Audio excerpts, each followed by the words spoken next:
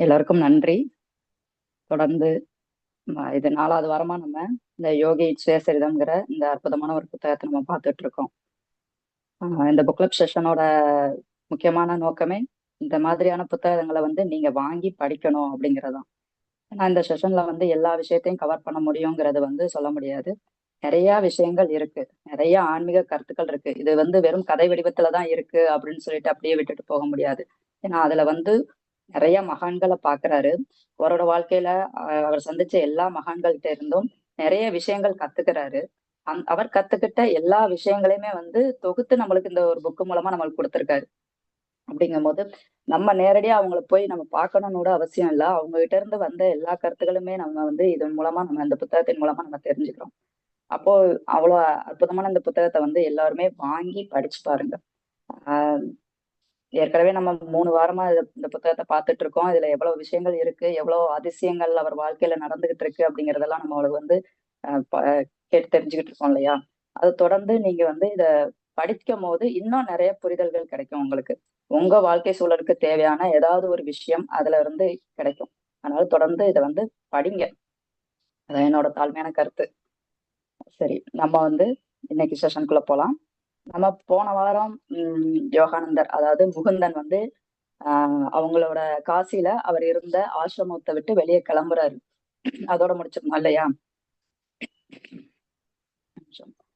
ஆஹ் அதாவது அவரோட குருவை பாத்துறாரு. அவ்வளவு நாளா அவர் தேடிக்கிட்டு இருந்த தன்னோட குருவை பாத்துடுறாரு. பார்த்தாலும் அவர் குரு என்ன சொல்றாரு, நீங்க வந்து போயிட்டு உங்க குடும்பத்துல இருக்கிறவங்கள சந்திச்சுட்டு அதுக்கப்புறமா ஒரு 30 நாளுக்குள்ள ஒரு 4 வாரம் கழிச்சு நீ என்கிட்ட வா அப்படின்னு சொல்றாரு. இவர் வந்து இல்ல நான் வரமாட்டேன் அப்படின்னு சொல்லிட்டு கோவிச்சுட்டு வர மாதிரிதான் அங்க இருந்து கிளம்புறாரு. ஆனா அவர் இருந்த அந்த காசி ஆசிரமமும் வந்து அவருக்கு பிடிக்கல. அதனால எப்படியாவது அங்க இருந்து கிளம்பிடணும் அப்படிங்கறதுல கிளம்பி வந்துடுறாரு.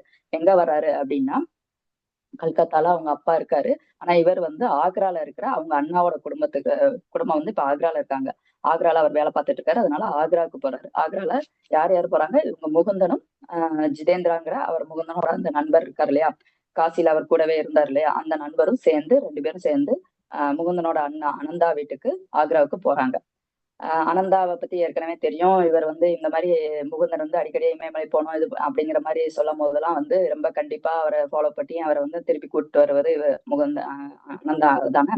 அதுவும் இல்லாம அப்பப்ப அட்வைஸ் பண்ணுவாரு, நீ இந்த மாதிரி இப்படி போய்கிட்டு இருந்தேன்னா எப்படி இது பண்றது அப்படின்னு சொல்லிட்டு, நீ இந்த உலக வாழ்க்கையை வாழ்ந்து இது பண்ணணும் அப்படின்னு சொல்லி அடுத்தவங்க மூலமாவும் அட்வைஸ் பண்ணுவாரு. அவரும் அட்வைஸ் பண்ணிட்டே இருப்பாரு இல்லையா? இவரை பார்த்த உடனேயும் முகுந்தனை பார்த்த உடனேயுமே என்ன உனக்கு வந்து அப்பா வந்து நம்ம சொத்தை வந்து உனக்கு கொடுக்க மாட்டேன் அப்படின்னு சொல்லிட்டு ஸ்ட்ரிக்டா சொன்னாதான் நீ வந்து இந்த இப்படி ஓடி போறதை விட்டுட்டு நீ இங்கேயே இருப்ப அப்படின்னு நான் நினைக்கிறேன் அப்படின்னு சொல்லிட்டு இதா சொல்றாரு. அதுக்கு முகுந்தன் சொல்றாரு, எனக்கு வந்து அப்பாவோட சொத்தெல்லாம் வேணானே, உனக்கு என்னை பத்தி தெரியும்ல, எனக்கு அப்பாவோட சொத்தெல்லாம் வேணாம், பரலோக தந்தையான அந்த இறைவன்கிட்ட இருந்து கிடைக்கக்கூடிய நிரந்தர சொத்து தான் எனக்கு வேணும் அப்படின்னு சொல்றாரு. உடனே அனந்தா சொல்றாரு, பணம் தான் முக்கியம், அதுக்கப்புறம் தான் இறைவனை தேடணும் அப்படின்னு சொல்றாரு. உடனே அதுக்கு இவர் என்ன சொல்றாருன்னா, பணம் இது இறைவன் தான் முக்கியம், பணம் வந்து இறைவனோட அடிமைதான், அது அதுவா வந்துரும் அப்படிங்கிற மாதிரி இவர் சொல்றாரு. இப்படி 2 பேரும் மாத்தி மாத்தி பேசிட்டே இருக்காங்க. இது எல்லாமே வந்து உனக்கு அந்த ஆசிரமம் சொல்லி கொடுத்துச்சா அப்படின்னு சொல்லி கேக்குறாரு.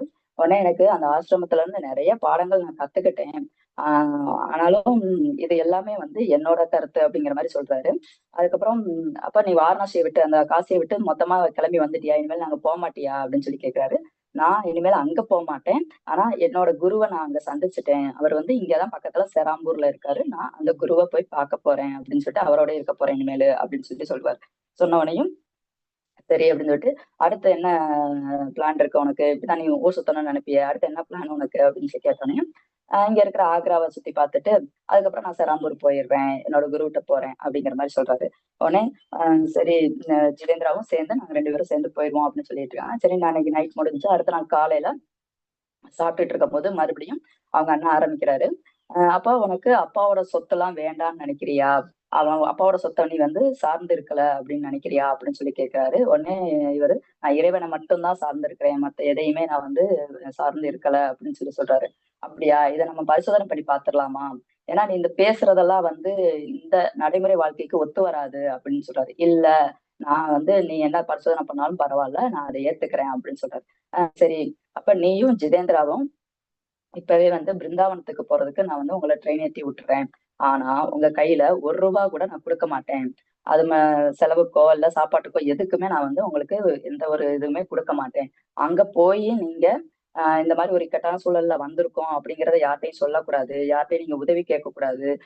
பிச்சை எடுக்கிற மாதிரி யார்ட்டயும் கெஞ்சக்கூடாது. எதுவுமே இது பண்ணாம நீங்க நல்லபடியா போயிட்டு திரும்பி இன்னைக்கு நைட்டே எங்க வீட்டுக்கு வந்துட்டீங்க அப்படின்னா, நான் வந்து நீ சொல்ற அந்த உன்னோட இறைவன் நம்பிக்கைய நான் வந்து ஏத்துக்கிறேன் அப்படின்னு சொல்றாரு. உடனே சரி உன்னோட சவால நான் ஏத்துக்கிறேன் அப்படின்னு சொல்லி முகுந்தனும் ரொம்ப ஆர்வமா ஓகேன்னு சொல்லிடுறாரு. அவர் வந்து கொஞ்சம் கூட தயக்கம் இல்லாம அவரோட பேச்சுலயோ, அவரோட இதயத்துல இருந்து கூட கொஞ்சம் கூட தயக்கம் இல்லாம அவங்க அண்ணன் சொன்னத அப்படியே ஏத்துக்கிறாரு. நான் ரெடி அப்படின்னு சொல்லிட்டாரு. உடனே ஏன்னா, இவருக்கு வந்து ஆஹ் சின்ன பிள்ளையில இருந்து அவரோட வாழ்க்கையில நடந்த எல்லா விஷயங்களும் அவர் கண்ணு முன்னாடி ஓடுது. எப்படி அவர் வந்து லாகிரி மகாசயர் படத்தின் மூலமா இவருக்கு வந்து ஒரு சக்தி கிடைச்சு அவரோட நோய் வந்து குணமானது. அப்புறம் அவங்க அம்மா மூலமா அவருக்கு தாயத்து கிடைச்சது. இப்ப போன வாரம் நம்ம பார்த்தோம் இல்லையா? மாஸ்டர் மகாசயர்ன்னு ஒரு மகானோட இருந்தார்ல. அவர்லாம் தெய்வீக அன்னைட்ட இருந்து அப்பப்ப கேட்டு உடனே உடனே அவரோட இதுக்கெல்லாம் பதில் கிடைச்சது. அப்புறம் தன்னோட குருவ பார்த்தது. தன்னோட ஸ்கூல் படிப்ப எவ்வளவு ஈஸியா முடிச்சுட்டு வந்தாரு. அந்த மாதிரி எல்லா விஷயங்களுக்கும் வந்து கடவுள் கூடவே துணை இருந்திருக்காரு அப்படிங்கிறத வந்து அவர் வந்து ஆழமா நம்புறாரு. அதனால அண்ணன் சொன்னதுக்கு உடனே ஓகே சொல்லிட்டாரு. ஆனா ஜிதேந்திராவுக்கு கொஞ்சம் பயம். ஜிதேந்திராவும் சேர்த்துல இவர் அனுப்புறாரு. அதனால அண்ணன் அவர்ட்ட வந்து, "இல்ல நான் வந்து அங்க போய் நாங்க ஏதாவது இக்கட்டான ஒரு இதுல மாட்டிக்கிட்டோம்னா, அதுல இருந்து நாங்க தப்பிச்சு வர்றதுக்கு எங்களுக்கு ஏதாவது உதவி வேணும்ல. அதனால நீ கொஞ்சம் ஏதாவது காசு குடு. என்ட்ட குடு. அவன்ட்ட குடுக்காதனால என்ட்ட குடு" அப்படின்னு சொல்லி கேட்கிறாரு. ஆனா சுத்தமா குடுக்க மாட்டேன் அப்படிங்கிறாரு அவரும். முகுந்தனும், "நீ வாங்கிட்டு காசு வாங்கிட்டு வர்றதா இருந்தா என் கூட வராத. நான் இந்த சோதனைக்கு நான் ஒத்துக்கிட மாட்டேன்" அப்படின்னு சொல்லிடுறாரு. சரி அப்படின்னு சொல்லிட்டு 2 பேரையும் எல்லாம் ஃபுல்லா செக் பண்ணிடுறாரு அவங்க அண்ணா. கையில காசு இல்லைங்கிறத கன்ஃபார்ம் பண்ணிட்டு தான் அவங்கள வந்து ட்ரெயின் ஏத்துறாரு. அதுக்கு முன்னாடி ஒண்ணு சொல்றாரு. "நீ நான் சொன்ன இந்த இதுக்கு ஏத்துக்கிட்டு நீ அங்க போற இல்லையா? அங்க போயிட்டு இந்த மாரி திரும்பி வந்துட்டீங்க. அதுல சக்சஸ் ஆயி திரும்பி வந்துட்டீங்க அப்படின்னா, நான் வந்து உன்னோட சீடனா மாறிடுறேன். நீ எனக்கு குருவா இருந்து எனக்கு உன்னோட அந்த கிரியா யோகத்த எனக்கு சொல்லிக் குடு" அப்படின்னு சொல்றாரு. உடனே இவரும் ரொம்ப சந்தோஷமா ஏன்னா எப்பயுமே நம்ம என்ன சொல்லுவோம், பெரியவங்க தான் சின்னவங்களுக்கு சொல்லிக் குடுக்கணும். அவங்க தான் பெரியவங்க தான் வந்து அதுக்கு எப்பயுமே அட்வைஸ் பண்ற இதுல இருப்பாங்க இல்லையா?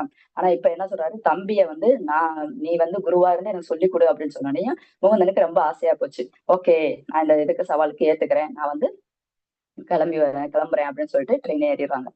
இவங்க 2 பேருமே ட்ரெயின் ஏறிடுறாங்க. ஆனா ஜிதேந்திராவுக்குள்ள உள்ளுக்குள்ள வந்து ரொம்ப பயம். எப்படி நம்ம போயிட்டு திரும்பி வரப்போறோம்? எப்படி அங்க போய் சாப்பிட போறோம்? இன்னைக்கு ஒரு நாள் பொழுதுக்கும் சாப்பிடாம பட்டினி கிடக்க போறோமா? என்ன ஆக போறோம்? அப்படின்னு சொல்லிட்டு உள்ளுக்குள்ள பயத்துல புலம்பிக்கிட்டே வர்றாரு. சொல்லப்போனா அழுதுகிட்டு புலம்பிக்கிட்டு அப்படியே வர்றாரு. இவர் என்ன ரொம்ப கூலா, ஏன் ஜிதேந்திரா இப்படி சந்தேகப்படுற? இறைவன் நம்மளோடயே இருக்காரு. நமக்காக வேலை செஞ்சுக்கிட்டே இருக்காரு. நீ பயப்படாத அப்படின்னு சொல்லிட்டே வருவாரு. அப்படி போயிட்டே இருக்காங்க. ட்ரெயின் வந்து பிருந்தாவனத்துக்கு கொஞ்சம் முன்னாடி இருக்கிற ஒரு ஸ்டேஷன்ல ஒரு அவங்க இருந்த கம்பார்ட்மெண்ட்ல ஒரு 2 பேர் ஏறுறாங்க. புதுசா 2 பேர் ஏறுறாங்க. ஏறிட்டு இவங்க கிட்ட பேச்சு குடுக்குறாங்க. நீங்க வந்து பிருந்தாவன்ல யார் வீட்டுக்கும் போறீங்களா? அங்க யாரும் உங்க ஃப்ரெண்ட்ஸ் இருக்காங்களா? அந்த மாரிலாம் கேள்வி கேட்கறாங்க. முகுந்தனுக்கு வந்து அவங்களுக்கு பதில் சொல்றதுக்கு விருப்பம் இல்ல. இல்ல நாங்க சும்மா தான் போறோம் அப்படின்னு மட்டும் சொல்லிட்டு அமைதியா இருந்துடுறாரு. இல்ல அ அங்க அ வீட்ட விட்டு நீங்க ஓடி வந்துட்டீங்களா? ஏன்னா அங்க வந்து கிருஷ்ணரோட பக்தி ப ப பக்தி இதுல வந்து நெறைய பேர் இந்த மாரி இருப்பாங்க. அந்த மாரி எதுவும் நீங்க ஓடி வந்துட்டீங்களா? அப்படின்னு சொல்லி கேட்கறாங்க. இல்ல அப்படிலாம் இல்ல. எங்கள கொஞ்சம் தனிமையா இருக்க விடுங்க அப்படின்னு சொல்லிட்டு முகுந்தன் வந்து அமைதியா இருந்துடுறாரு. அப்புறம் அவங்களுக்குள்ள எந்த பேச்சுவார்த்தை இல்ல. எல்லாருமே வந்து அங்க 2 பேரும், இவங்க 2 பேரும் அமைதியா அப்படியே போறாங்க. அடுத்த ஸ்டாப்ல இதுல பிருந்தாவனத்துல இறங்கிடுறாங்க. இறங்குன உடனே அந்த புதுசா வந்தாங்கல்ல அந்த 2 பேரும் இவங்க 2 பேரையும் கைய பிடிச்சு தர தரன்னு இழுத்துட்டு போயிட்டு அங்க இருக்கிற ஒரு குதிரை வண்டியில ஏத்தி ஒரு ஆசிரமத்துக்கு கூட்டிட்டு போயிடுறாங்க. கூட்டிட்டு போனா அது அந்த ஆசிரமம் வந்து ரொம்ப ஏதோ ஒரு இது மாரி ரெடி ஆயிக்கிட்டு இருக்கு. அதாவது எதுக்காகன்னா ஒரு 2 ராஜகுமாரர்கள் வந்து அந்த ஆசிரமத்துக்கு விருந்து சாப்பிடுறதுக்கு வரப்போறாங்க அப்படிங்கிறதுக்காக அங்க எல்லாமே ரெடி பண்ணிட்டு இருந்தாங்க. இவங்கள போய் அங்க போய் இறங்குனோனையும் இவங்க கூட வந்திருந்தாங்களே அந்த 2 பேரும் வந்து எல்லாரையும் பார்த்து சிரிச்சுட்டு பேசிட்டே போறாங்க. கூட்டிட்டு போறாங்க இவங்கள. கூட்டிட்டு போயிட்டு அங்க கௌரி அம்மா அப்படின்னு சொல்லிட்டு ஒரு அம்மா இருக்காங்க. அவங்க கிட்ட கொண்டு போய் விட்டுறாங்க. விட்டுட்டு அம்மா நீங்க சொன்ன மாரி ராஜகுமாரர்கள நாங்க கூப்பிட போனோம். அவங்க வேற வேலை இருக்குங்கிறதுனால வர முடியாதுன்னு சொல்லிட்டாங்க. ஆனா அதுக்கு பதிலா ட்ரெயின்ல சந்திச்ச இந்த 2 நண்பர்கள நாங்க கூட்டிட்டு வந்திருக்கோம். இவங்களுக்கு வந்து நீங்க அ விருந்து குடுங்க அப்படின்னு சொல்லிட்டு அவங்க கிட்ட ஒப்படைச்சுட்டு முகுந்தனையும், ஜிதேந்திராவையும் அவங்க கிட்ட ஒப்படைச்சுட்டு, அடுத்து கடவுள் விருப்பம் இருந்தா மறுபடியும் நம்ம சந்திப்போம் அப்படின்னு சொல்லிட்டு அங்க இருந்து கிளம்பிடுறாங்க. இத பார்த்தோன்னே ஜிதேந்திராவுக்கு ஒண்ணுமே புரியல. நம்ம ட்ரெயினை விட்டு இறங்குனோனே என்ன ஆக போதோ நம்ம நிலைமை அப்படின்னு நினைச்சுக்கிட்டு இருந்தவங்களுக்கு இப்படி ஒரு பெரிய ராஜ வரவேற்பு மாதிரி கிடைக்குது அப்படின்னோடனையும் அவரால் தாங்க முடியாம அழுகத்தான் செய்றாரு. உடனே முகுந்தன் மெதுவா சொல்றாரு, பாத்தியா கடவுள் நம்மளுக்காக வேலை செய்யறாரு பாத்தியா அப்படின்னு சொல்லிட்டு ரொம்ப இதா சொல்லிட்டு, நீ கடவுளை நம்பு, எவ்வளவு வேகமா நம்மளுக்காக இப்படி வேலை செஞ்சிருக்காரு பாத்தியா அப்படின்னு சொல்லிட்டு சொல்றாரு. அப்புறம் அந்த கௌரி அம்மா வந்து இவங்களை ரொம்ப அன்பா உபசரிச்சு எப்படி அந்த ராஜகுமாரர்கள் வந்திருந்தா எப்படி இது பண்ணியிருப்பாங்களோ அதே மாதிரி இவங்களுக்கு வரவேற்பு கொடுத்து, அவங்களுக்கு கிட்டத்தட்ட 30 வகையான உணவு பண்டங்கள் தான் தயார் பண்ணி அவங்களுக்கு சாப்பாடு கொடுத்து, அவங்கள நல்லா விருந்து கொடுத்து அவங்கள வந்து கவனிச்சுக்கிட்டு அவங்க அவங்கள அனுப்புறாங்க. இத இதுல வந்து என்னன்னா, இதுவரைக்கும் சாப்பிடாத உணவுகள் எல்லாம் இவங்க 2 பேரும் சாப்பிடுற மாதிரி அந்த அளவுக்கு ஸ்பெஷலா எல்லாமே கிடைச்சிருக்கு அவங்களுக்கு. இந்த இடத்துல என்ன முகுந்தன் வந்து விடாப்பிடியா நம்பினார் இல்லையா? கண்டிப்பா இறைவன் நம்மளுக்கு வழி காட்டுவாரு அப்படின்னு சொல்லி அந்த நம்பிக்கை தான் அவருக்கு வந்து இந்த இது குடுத்துச்சு அப்படிங்கிற மாரி அவர் சொல்றாரு. அப்புறம் அங்க இருந்து கிளம்புறாங்க. ரொம்ப நன்றி சொல்லிட்டு, அடுத்து நீங்க இது மாரி வரணும் அப்படின்னா கூட வாங்க அப்படின்னு சொல்லிட்டு கௌரி அம்மா சொல்றாங்க. சரின்னு சொல்லிட்டு அவங்களுக்கு நம்ம இதுவரைக்கும் என் வாழ்நாள்ல இதுவரைக்கும் இந்த மாதிரி ஒரு அனுபவமே கிடைக்கல. இது ஒரு புதுமையான அனுபவம் அப்படின்னு சொல்லிட்டு அதுக்கு நன்றி சொல்லிக்கிறேன் அப்படின்னு சொல்லிட்டு அந்த இவங்களுக்கு நன்றி சொல்லிட்டு அங்க இருந்து கிளம்புறாங்க. கிளம்பி கொஞ்ச தூரம் போயிட்டு இருக்காங்க. சரியான வெயிலா இருக்கு. சரி, வெயில் ரொம்ப அதிகமா இருக்கு. கொஞ்ச நேரம் அந்த மரத்தடியில நின்னுட்டு இருப்போம் அப்படின்னு சொல்லிட்டு நின்று பேசிட்டு இருக்காங்க 2 பேரும். அப்படி பேசிட்டு இருக்கும்போது என்னன்னா, ஒரு மறுபடியும் ஜிதேந்திரா ஆரம்பிச்சுறான். அடுத்த சாப்பாட்டுக்கு என்ன பண்ண போறோம்? அடுத்து எப்படி நம்ம திரும்பி ஆக்ராவுக்கு போறோம்? அப்படின்னு சொல்லிட்டு. இப்பதான் இறைவனை வந்து நான் நம்புறேன்னு சொன்னேன். அடுத்து மறுபடியும் என்னடான்னா, மறுபடியும் சந்தேகப்பட ஆரம்பிச்சிட்டியா? அப்படின்னு சொல்லிட்டு, சரி வா போலாம் அப்படின்னு நினைச்சிட்டு அந்த இடத்த விட்டு நகர போகும்போது கரெக்டா ஒருத்தர் வர்றாரு. புதுசா ஒரு மனிதர் வர்றாரு. அவர் வந்துட்டு, நீங்க வந்து என் கூட வரணும். நான் உங்களுக்கு விருந்து ஏற்பாடு பண்றேன். உங்களோட இன்னைக்கு வந்து உங்களுக்கு இந்த ஊரெல்லாம் சுத்தி காட்டுறேன் அப்படின்னு சொல்லி கேட்பாரு. உடனே இவரு முகுந்தன் சொல்லுவாரு, இல்ல நீங்க யாருன்னே தெரியாது. நீங்க எதுக்கு எங்களுக்கு உதவி பண்ணணும்? இல்ல நாங்க பாத்துக்கிறோம் அப்படின்னு. இல்ல எனக்கு வந்து நான் தியானம் பண்ணும்போது நான் மத்தியானம் தியானம் பண்ணிட்டு இருக்கும்போது கிருஷ்ணர் வந்து காட்சி கொடுத்தாரு. அப்ப எனக்கு உங்களோட முகம் வந்து தெரிஞ்சுச்சு. இந்த மரத்தடியில நீங்க நிக்கிறத வந்து அதுல தெரிஞ்சுச்சு, காட்சி தெரிஞ்சுச்சு. அது மட்டும் இல்லாம உங்களுக்கு சேவை செய்ய சொல்லி எனக்கு ஒரு கட்டளை கிடைச்சுச்சு அப்படின்னு சொல்லி சொல்றாரு. உடனே உங்களோட முகத்தை வந்து நான் இதுக்கு முன்னாடியும் தியானத்துல அடிக்கடி பார்த்திருக்கேன். நீங்க வந்து என்னோட குரு அப்படின்னு சொல்லிட்டு அவரு புதுசா வந்து அவரு சொல்றாரு. நீங்க வந்து எனக்கு கண்டுபிடிச்சதுக்கு ரொம்ப நன்றி. ஆனா நான் வந்து உங்களோட இப்ப வர முடியாது. ஏன்னா நீங்க நான் வந்து ஏற்கனவே ஆக்ரால எங்க அண்ணனோட விருந்தாளியா தான் நான் இங்க இருக்கேன். அப்படி இருக்கும்போது நான் உங்களோட எப்படி வர முடியும் அப்படின்னு சொல்லி கேட்கிறாரு. அப்ப சரி நீங்க எங்க வீட்டுக்கு வராட்டினாலும் நான் கொடுக்கறத சாப்பிடறத கொடுக்குறேன். அது போக இந்த ஊரை சுத்தி காட்டுறதுக்கு இந்த கோயில்களுக்கெல்லாம் போறதுக்கு உங்களோட நான் வர்றதுக்கு எனக்கு அனுமதி கொடுங்க அப்படின்னு சொல்றாரு. சரி வாங்க போலாம் அப்படின்னு சொல்லிட்டு அவரோட சேர்ந்து அங்க இருக்கிற ஃபேமஸான கோயில்களுக்குலாம் பிருந்தாவனத்துல இருக்கிற கிருஷ்ணர் கோயிலுக்கு அப்படின்ட்டு எல்லா கோயில்களுக்கும் போறாங்க, இது பண்றாங்க. அப்படியே சுத்தி பார்த்துட்டு வர்றாங்க. சுத்தி பார்த்துட்டு வரும்போது இருட்டிருது. சரி, மறுபடியும் ஆக்ரா போறதுக்கு உங்களுக்கு நான் ட்ரெயின் ஏத்தி விடுறேன் அப்படின்னு சொல்லிட்டு கூட்டிட்டு வர்றாரு. வந்துட்டே இருக்கும்போது ஒரு இடத்துல நீங்க போயிட்டு இருங்க, இந்த வரேன் அப்படின்னு சொல்லிட்டு அவரோட பேர் வந்து பிரதாப் பிரதாப் சட்டர்ஜி. அந்த பிரதாப் என்ன பண்றாருன்னா, இருங்க அந்த வந்துடுறேன் அப்படின்னு சொல்லிட்டு இவங்கள முன்னாடி சொல்லிட்டு போய் அந்த ஊர்ல இருக்க ஃபேமஸான ஸ்வீட்ஸ் இதெல்லாம் வாங்கிக்கிட்டு வந்து இவங்க கையில கொடுத்துட்டு முகுந்தன் கையில கொடுத்துட்டு, இதை நீங்க வந்து கண்டிப்பா ஏத்துக்கிடணும் அப்படின்னு சொல்லிட்டு அந்த ஸ்வீட்ஸையும் ஒரு கட்டு ரூபாயையும் அவங்க ஆக்ரா போறதுக்கு 2 டிக்கெட்டையுமே சேர்த்து அவங்க கையில குடுத்துட்டு, இதெல்லாம் வந்து என்னோட காணிக்கையா நீங்க ஏத்துக்கிடணும் அப்படின்னு சொல்லிட்டு, ரொம்ப பணிவா இதா கேட்ட உடனேயும், அவரும் சரி இது வந்து இறைவனோட அருள். நான் வந்து இது எனக்காகன்னு இல்ல. இறைவன் குடுத்தத நான் ஏத்துக்கிறேன் அப்படின்னு சொல்லிட்டு அத வாங்கிக்கிறாரு. வாங்கிக்கிட்டு எல்லாரும் ரயில்வே ஸ்டேஷன் போறாங்க. அங்க போம்போது கொஞ்சம் டைம் இருக்கு. அதனால என்ன பண்றாருன்னா, அந்த பிரதாப்ப கூப்பிட்டு இவர் சொல்றாரு, நான் வந்து எனக்கு தெரிஞ்ச அந்த கிரியா யோகத்த உனக்கு சொல்லிக் குடுக்குறேன். அதுதான் வந்து உன்னை வந்து வாழ்க்கையில இன்னும் முன்னேற்றி கொண்டு போறதுக்கான ஒரு வழி அப்படின்னு சொல்லிடுறாரு. சரின்னு சொல்லிட்டு ஒரு 1/2 மணி நேரம் கிடைக்குது. ஒரு அமைதியான ஒரு இடத்துல உட்கார வச்சு, அவருக்கு அந்த கிரியா யோகம் இந்த மாரி தியானம் பண்றது முறைய வந்து அவருக்கு சொல்லிக் குடுக்குறாரு. சொல்லிக் குடுத்துட்டு, இது வந்து உனக்கு கிடைச்ச ஒரு பொக்கிஷமா நினைச்சு, இத தொடர்ந்து விசுவாசமா அதாவது ரொம்ப சின்சியரா இத தொடர்ந்து நீ பயிற்சி பண்ண அப்படின்னா, அதுல உன்னோட வாழ்க்கை வந்து கண்டிப்பா முன்னேறும். அப்போ உன்னால இந்த குருவுக்கெல்லாம் குருவான அந்த இறைவனை ஈஸியா அடைய முடியும். அப்ப அதுல வந்து உன்னோட பயிற்சி தான் முக்கியம். நீ இதை விட்டுறாத அப்படிங்கிறத ரொம்ப உறுதியா சொல்லிடுறாரு. உடனே அவரும் இவ்வளவு நாள் எனக்குள்ள இருந்த அந்த தேடலுக்கு விடை கிடைச்சிருச்சு. நான் இவ்வளவு நாள் தேடிக்கிட்டு இருந்தது இதுதான். எனக்கு குருவா இருந்து எனக்கு நீங்க இதை உபதேசம் பண்ணதுக்கு ரொம்ப நன்றின்னு சொல்லிட்டு அப்படியே ஆனந்த கண்ணீர் விட்டு அவரோட அப்படியே அவங்கள வந்து அவரை வந்து இதுல ட்ரெயின்ல ஏத்தி விடுறாங்க. இப்போ வந்து இவருக்கு இருந்தது ஆனந்த கண்ணீர்னா நம்ம ஜிதேந்திராக்கு இருந்தது கண்ணீர் என்ன மாதிரியான கண்ணீர்? அவர் வந்து இறைவனை வந்து கொஞ்சம் சந்தேகமா தானே இது பண்ணிட்டு இருந்தாரு. ஆனா இப்ப வந்து நான் முழுசா நம்புறேன். என் வாழ்க்கையில இப்படி ஒரு இது சம்பவம் நடக்குங்கிறத என்னால ஜீரணிக்கவே முடியல. எப்படி இந்த இந்த நாள் போக போகுது, எந்த அளவுக்கு நம்ம அலைய போறோமோ அப்படின்னு சொல்லிட்டு நான் பயந்துகிட்டு இருந்தது. அதாவது இறைவன் மேல நான் நம்பிக்கை இல்லாம இருந்தத வந்து அப்படியே உடைஞ்சிருச்சு. எனக்கு வந்து முழுசா நான் இறைவனை நம்புறேன் அப்படின்னு சொல்லிட்டு கண்ணீர் விட்டுட்டு வர்றாரு. 2 பேரும் ஜிதேந்திராவும், முகுந்தனும் இப்ப அவங்க அண்ணா வீட்டுக்கு போயிடுறாங்க. அவங்க அண்ணன்ட்ட போய் நடந்தத சொல்றாங்க. அவரால அத நம்பவே முடியல. எதுவும் யார்ட்டயும் கொள்ளையடிச்சிட்டீங்களா? எதுவும் பண்ணீங்களா? என்ன நடந்துச்சு? என்ன நடந்துச்சுன்னு மறுபடியும் துருவி துருவி கேட்கிறாரு. ஜிதேந்திரா நடந்தத ஒண்ணு விடாம எல்லாத்தையும் சொல்றாரு. சொல்லிட்டு இதுதான் நடந்துச்சு அப்படின்னு சொல்லும்போது, அவரால அத வந்து ஏத்துக்கவே முடியல. ஆனாலும் உன்னோட இறை நம்பிக்கைய வந்து நான் இப்ப முழுமையா புரிஞ்சுக்கிட்டேன் அப்படின்னு சொல்லிட்டு, அவர வந்து அப்படியே கொஞ்ச நேரம் அமைதியாயிறாரு. அமைதியாயிட்டு ராத்திரி அன்டைம் ஆயிருது. அந்நேரம் கூட சரி நான் அப்ப காலையில நான் உன்ட்ட சொன்னேன் இல்லையா? நீ ஒரு குருவா இருந்து எனக்கு சொல்லிக் குடுக்கணும்னு. அதே மாதிரி நான் இப்ப ஏத்துக்கிறேன். நான் வந்து உன்ட்ட சரண்டர் ஆகுறேன். நீ வந்து எனக்கு குருவா இருந்து அந்த கிரியா யோகத்த எனக்கு சொல்லிக் குடு அப்படின்னு சொல்லிட்டு கேட்கிறாரு. கேட்ட உடனேயும் இவரும் வந்து தனக்கு தெரிஞ்ச அந்த தியானத்த வந்து தன்னோட அண்ணனுக்கு குருவா இருந்து சொல்லிக் குடுக்குறாரு. இப்ப இன்னைக்கு இந்த நடந்த சம்பவங்கள் எல்லாத்தையுமே யோசித்து பார்க்கும்போது, ஒரு பக்கம் சிரிப்பா இருந்தாலும் ஒரு பக்கம் ஆச்சரியமாவும் இருக்கு. எப்படி இறைவன் எவ்வளவு அழகா நம்மளுக்கு வழிநடத்தி கூட்டிட்டு வந்திருக்காரு அப்படிங்கிறத வந்து இத பார்க்கும்போது எனக்கு ஆச்சரியமா தான் இருந்துச்சு. அது மட்டும் இல்ல 2 பேருக்கு வந்து குருவா இருந்து நான் இன்னைக்கு கிரியா யோகத்தையும் சொல்லிக் கொடுத்திருக்கேன் இல்லையா? இது வந்து எனக்கு வந்து ஒரு பெரிய ஒரு அனுபவம் அப்படின்னு சொல்லிட்டு அவரு தன்னைத் தானே சொல்லிக்கிறாரு.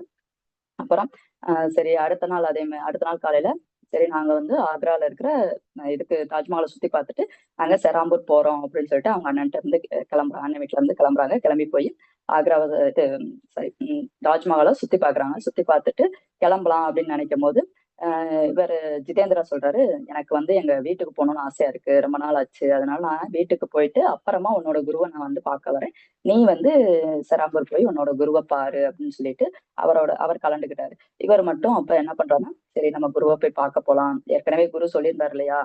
4 வாரத்துல நீ எப்படியும் என்ட்ட திரும்பி வருவ அப்படின்னு சொல்லியிருந்தாரு. அதே மாதிரி கரெக்ட்டா இப்ப இன்னைக்கோட 28 நாள் ஆச்சு. இப்ப நம்ம குருவ போய் பார்க்க போறோம். எல்லாமே வந்து அவருக்கு முன்னாடியே தெரிஞ்சிருக்கு இந்த மாரி நடக்குங்கிறது அப்படின்னு சொல்லிட்டு மனசுக்குள்ள நினைச்சுக்கிட்டு போய் குருவ பார்க்க போறாரு. இது 11வது சாப்டர் முடிஞ்சுச்சு. அடுத்து 12வது சாப்டர்ல வந்து தன்னோட குருவோட ஆசிரமத்துல அவர் ஆரம்ப காலத்துல எப்படிலாம் அவர வந்து குருவ பத்தி எப்படிலாம் தெரிஞ்சுக்கிட்டாரு அப்படிங்கிறத அடுத்த சாப்டர்ல நம்ம பார்ப்போம்.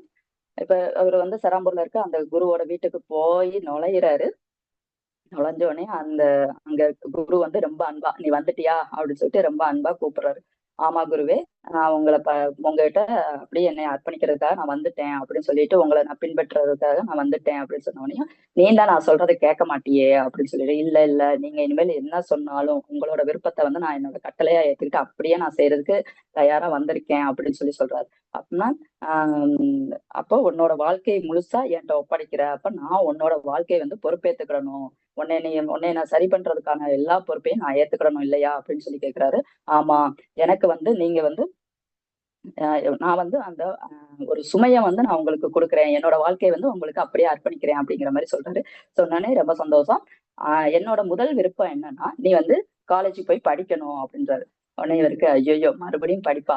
இப்பதான் ஸ்கூல் படிக்கிறதுக்கே பெரிய இதா முடிச்சுட்டு வந்திருக்கோம். இப்ப மறுபடியும் படிக்கணுன்றாரு. அப்பாவி மாரி இவரும் ஆரம்பிச்சுட்டாரா? அப்படின்னு சொல்லிட்டு தான் இவருக்குள்ள ஒரு எண்ணம் வருது. ஆனாலும் சரி அவர் சொன்ன மாரி சரிங்கய்யா, நீங்க சொல்ற மாரி நான் கேட்கிறேன். நான் வந்து காலேஜுக்கு போறேன்.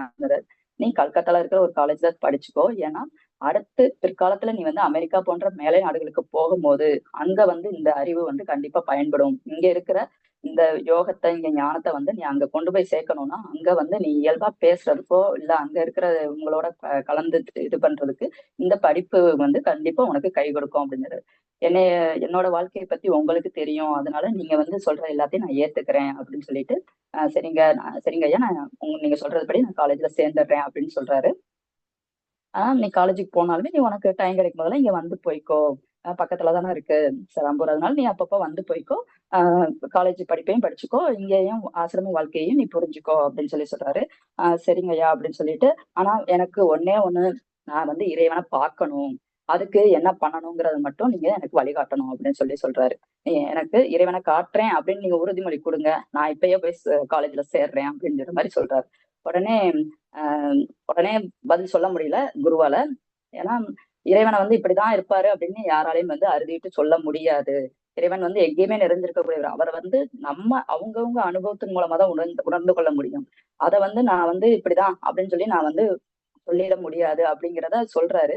ஆனாலும் முகுந்தன் வந்து அதை ஏத்துக்கல. எனக்கு நீங்க உங்கள் மூலமா தான் எனக்கு வந்து அந்த சக்தியை உணரக்கூடிய இது எனக்கு வேணும். நீங்க வழிகாட்டணும் அப்படின்னு சொன்னோனே, சரி நான் ஒத்துக்கிறேன். நான் உனக்கு அதுக்கான பக்குவம் வந்தோடனே நான் கண்டிப்பா அதுக்கான இதெல்லாம் நான் வழிகாட்டுறேன் அப்படின்னு சொல்லிடுறாரு. சரிங்க ஐயா, நானும் நாளைக்கு போய் காலேஜ்ல சேர்ந்துடுறேன் அப்படின்னு சொல்லிடுறாரு. சரி இன்னைக்கு நைட்டு நீ இங்கேயே தங்கிக்கோ அப்படின்னு சொல்லிட்டு, சரி வா நம்ம அந்த ஆசிரமத்தை உனக்கு சுத்தி காட்டுறேன் அப்படின்னு சொல்லிட்டு ஆசிரமத்தை சுத்தி காட்டுறாரு. இந்த ஆசிரமத்துல வந்து நிறைய பொருட்கள்லாம் கிடையாது. ரொம்ப கம்மியான பொருட்கள். ஆனா நல்ல பெரிய வீடு. இவர இந்த ரொம்ப பழமையான ஒரு வீடு தான். நிறைய பொருட்கள் கிடையாது. ரொம்ப கம்மியான பொருட்கள் தான். ஆடம்பரம்லாம் இல்லாம ரொம்ப நீட்டா அவங்களுக்கு தேவையான பொருட்கள் மட்டும் ரொம்ப சுத்தமான இது முறையில நல்லா வச்சிருந்தாங்க. சீடர்களும் ஒரு குறிப்பிட்ட அளவு தான் சீடர்களும் இருப்பாங்க. ரொம்ப இளம் வயது சின்ன சின்ன பசங்க கூட சீடர்களா இருந்திருக்காங்க. அவங்களுக்கு சாப்பாடு ரெடி பண்றதுல இருந்து எல்லா இதுவுமே வந்து அவங்களா முன் வந்து செய்வாங்களாம். அந்த மாதிரி நிறைய பேர் இருந்தாங்க. சரின்னு சொல்லிட்டு இவங்க நைட் சாப்பிட்டுட்டு உட்காந்து பேசிட்டு இருக்காங்க. முகுந்தன் வந்து கேக்குறாரு. ஸ்ரீ யுக்தேஸ்வர்ட்ட கேக்குறாரு. ஐயா உங்களோட வாழ்க்கைய பத்தி சொல்லுங்க அப்படின்னு சொன்னோனே, நான் ரொம்ப சாதாரணவன். எனக்கு வந்து நான் வந்து ஒரு பெரிய பணக்கார குடும்பத்துல பிறந்தவன். எங்க அப்பா வந்து ஒரு பணக்கார ஒரு பெரிய தொழிலதிபர். அப்படி இருந்தாலும் நான் வந்து பெருசா இத பத்தி பணத்தை பத்தி பெருசா இது பண்ண மாட்டேன். அது மட்டும் இல்ல, நான் வந்து ஸ்கூல் படிப்பை விட உருப்படியா படிக்கல. இள வயதுல வந்து கல்யாணம் ஆயிடுச்சு. எனக்கு ஒரு பெண் குழந்தை இருந்தாங்க. அவங்களுக்கு இப்ப கல்யாணம் ஆயிடுச்சு. அப்புறம் என்னோட மனைவி இறந்ததுக்கு அப்புறம் லாகிரி மகாசயர்கிட்ட போய் துறவரம் வாங்கிட்டு அவரோட சீடரா நான் வந்து தொடர்ந்து இருந்துகிட்டு இருக்கேன் அப்படிங்கிற மாதிரி சொல்றாரு. உடனே ரொம்ப இயல்பா சாதாரணமா என்னோட வாழ்க்கையை சொல்லிட்டாரே, எவ்வளவு பெரிய மகான் வந்து சாதாரணமா ஒரு மனிதன் தன்னை பத்தி சொல்ற மாதிரி இப்படி சொல்றாரு, அவருக்குள்ள இருக்கிற அந்த மனிதனை பத்தி சொல்ல மாட்டேங்கிறாரே அப்படின்னு சொல்லிட்டு இவருக்கு ஒரு இதா இருக்கு. இன்னும் ஆர்வமா ஐயா உங்களை பத்தி உங்க வாழ்க்கையில் நடந்த ஏதாவது மறக்க முடியாத சம்பவத்தை பத்தி ஏதாவது சொல்லுங்களேன் அப்படின்னு சொல்லி கேக்குறாரு. உடனே சரி என்னோட குழந்தை பருவத்துல நடந்த ஒரு 3 விஷயத்த உனக்கு சொல்றேன். அதுல இருந்து நான் 3 விஷயம் கத்துக்கிட்டேன். அதை உனக்கு சொல்றேன் அப்படின்னு சொல்லிட்டு சொல்றாரு. அப்படி என்னன்னா, சின்ன வயசா இருக்கும்போது அவரோட அம்மா வந்து இருட்டான ஒரு ரூம்குள்ள போக கூடாதுங்கிறதுக்காக அங்க பேய் இருக்கு, பிசாசு இருக்கு அந்த மாதிரி சொல்லி பயமுறுத்துவாங்களாம். அந்த மாதிரி பயமுறுத்தினோடனே இவர் என்ன பண்ணாராம், சின்ன பிள்ளையா அதாவது யுக்தேஸ்வரர் வந்து சின்ன பிள்ளையா இருக்கும்போது அது என்ன அப்படி அங்க என்ன இருக்கு அந்த பிசாசை போய் பார்ப்போம் அப்படின்னு சொல்லிட்டு ரொம்ப தைரியமா உள்ள போய் பார்த்துட்டு அங்க ஒண்ணுமே இல்லம்மா அப்படின்னு சொல்லிட்டு ஏமாந்து போயிட்டேன் நானு அப்படிங்கிற மாதிரி வந்து சொல்றாராம். அப்ப என்ன எந்த அதுல இருந்து அவர் கத்துக்கிட்டது என்னன்னா, எந்த ஒரு விஷயம் அது நம்ம பயந்தோம்னா அது பயமா தான் இருக்கும். அந்த பயத்தை எதிர்கொண்டு அதை நம்ம இது பண்ணோம்னா அந்த விஷயம் ஒண்ணும் இல்லாம போயிடும். அப்போ பயத்தை வந்து நேருக்கு நேர எதிர்கொள்ளணும். அது ஒண்ணு தொந்தரவு செய்யறத அது விட்டுரும் அப்படிங்கிறத சொல்றாரு. அடுத்து ஒரு நாள் என்னன்னா, இன்னொரு இது என்னன்னா, அவர் சின்ன பிள்ளையா இருக்கும்போது ஒரு பக்கத்து வீட்டுல இருக்கிற ஒரு நாய்க்குட்டியை பார்த்து எனக்கு அதே மாதிரி அது வேணும் வேணும்னு சொல்லிட்டு ரொம்ப அடம் பிடிச்சாராம். அது பார்க்க வந்து அவ்வளவு அழகா இருக்காதுங்கிறதுனால இவங்க எல்லாரும் வீட்டுல இருக்கவங்க எல்லாரும் என்ன சொல்றாங்கன்னா, அது வேணாம் வேற ஏதாவது நான் உங்களுக்கு வேற நாய் வாங்கி கொடுக்குறேன். இதோட விலை உயர்ந்த நாய் வாங்கி கொடுக்குறேன். இதை விட பெரிய இதை நான் கொடுக்குறேன் அப்படி இப்படின்னு எவ்வளவோ சொல்லி பார்த்தாலும் அவருக்கு வந்து அடம் பிடிச்சு இதுதான் எனக்கு வேணும் அப்படின்னு சொல்லி அடம் பிடிச்சாராம். இதுல இருந்து அவர் என்ன கத்துக்கிட்டாரு அப்படின்னா, ஒரு விஷயம் அது வந்து பிடிச்சிருக்கு அப்படின்னா நம்மளுக்கு வந்து அது வந்து அழகா இருக்கா அந்த மாதிரி எல்லாம் நம்ம யோசிக்க மாட்டோம். அந்த பிடிச்ச விஷயத்த வேணும் அப்படிங்கறதுதான் நம்ம யோசிப்போம். அது வந்து அது என்ன சொல்றாங்கன்னா, ஒரு கவர்ச்சி அது மேல ஒரு கவர்ச்சி வந்துருது. அதனால அது மேல வந்து ஒரு ஒரு பற்று வந்துருது அப்படிங்கிற மாதிரி சொல்றாரு. அப்போ அதனால இது வந்து மத்தவங்களுக்கு வந்து அது சாதாரணமா இருக்கலாம். நம்மளுக்கு வந்து அது ரொம்ப பிடிச்சு போச்சுங்கிறதுனால அது மேல ரொம்ப ஒரு ஆர்வம் வந்துருது நம்மளுக்கு அப்படிங்கிறத புரிஞ்சுக்கிட்டாராம். அதே மாதிரி இவர் சின்ன பிள்ளையா இருக்கும்போது இவங்க அம்மா வந்து சாதாரணமா ஒரு வார்த்தை என்னன்னா, ஒருத்தவங்ககிட்ட நம்ம வேலைக்கு போனோம் அப்படின்னா அவங்க கிட்ட அடிமைதான் நம்ம அப்படிங்கிற மாதிரி ஒரு வார்த்தை சொல்லியிருக்காங்க. அது வந்து இவர் மனசுல ஆழமா இருந்ததுனால இவர் பெரிய ஆளானதுக்கு அப்புறமும் கல்யாணம்லாம் ஆனதுக்கு அப்புறமும் கூட இவர் வந்து வேலைக்கு போகணும் அப்படின்னு நினைக்கல. அவரு தன்னோட சொத்தை வச்சுக்கிட்டு அப்படியே சமாளிச்சுட்டு அப்படியே தான் இருந்துட்டாரு. அதுக்கப்புறம் துறவற வாழ்க்கை வாழ ஆரம்பிச்சிட்டாரு. அப்போ இந்த மாதிரி சின்ன குழந்தைகிட்ட நம்ம எந்த ஒரு விஷயம் சொல்றதா இருந்தாலுமே அது வந்து கவனமா சொல்லணும். ஏன்னா அந்த வார்த்தைகள் எல்லாமே வந்து அவங்க கிட்ட வந்து அப்படியே பதிஞ்சிரும் அப்படிங்கிறத சொல்றாரு. இந்த மாதிரி அவரு அந்த பழைய இதை சொல்லிட்டு அப்படியே மௌனத்துல ஆழ்ந்துடுறாரு. அப்படியே அன்னைக்கு நைட் முடிஞ்சுச்சு. அடுத்த நாள் காலையில எந்திரிச்ச உடனே இவருக்கு வந்து அந்த கிரியா யோகத்தை சொல்லிக் கொடுக்குறாரு. ஏற்கனவே இவருக்கு வந்து கிரியா யோகா எதன் மூலமா யார் மூலமா தெரிஞ்சு இவங்க அம்மா அப்பா லாகிரி மாசாயரோட சீடர்கள் இல்லையா, அவங்க மூலமா இவருக்கு தெரியும். அது போக இவரோட சமஸ்கிருத ஆசிரியர் ஒருத்தர் இருந்தார் இல்லையா, கேவலானந்தர்ங்கிறவர், அவருமே இவருக்கு வந்து இந்த கிரியா யோகத்தை வந்து தியான முறையை வந்து சொல்லி கொடுத்திருந்தாரு. அப்போ அவங்களுக்கு எல்லாம் இவருக்கு ஏற்கனவே தெரிஞ்சிருந்தாலும் தன்னோட குரு முன்னாடி ஒண்ணுமே இல்லாத மாதிரி போய் உட்கார்ந்து அவர்கிட்ட இருந்து மொத்தமா எல்லாத்தையுமே கத்துக்கிறணும் அப்படிங்கிற இதுல போய் உட்கார்றாரு. அவரும் வந்து இவரோட உடம்ப வந்து லைட்டா அப்படி தொடுறாரு. தொட்ட உடனேயும் அது வரைக்கும் இல்லாத மாதிரி அவரோட உடம்பு முழுசும் ஒரு வெளிச்சம், ஒரு ஒளி பரவுறத உணர்றாரு. அது போக அவரோட உள்ளத்துல வந்து அவரோட மனசுக்குள்ள வந்து அவ்வளோ ஒரு ஆனந்த நிலை, பேரானந்த நிலை வந்து அவருக்குள்ள வந்துச்சாம்.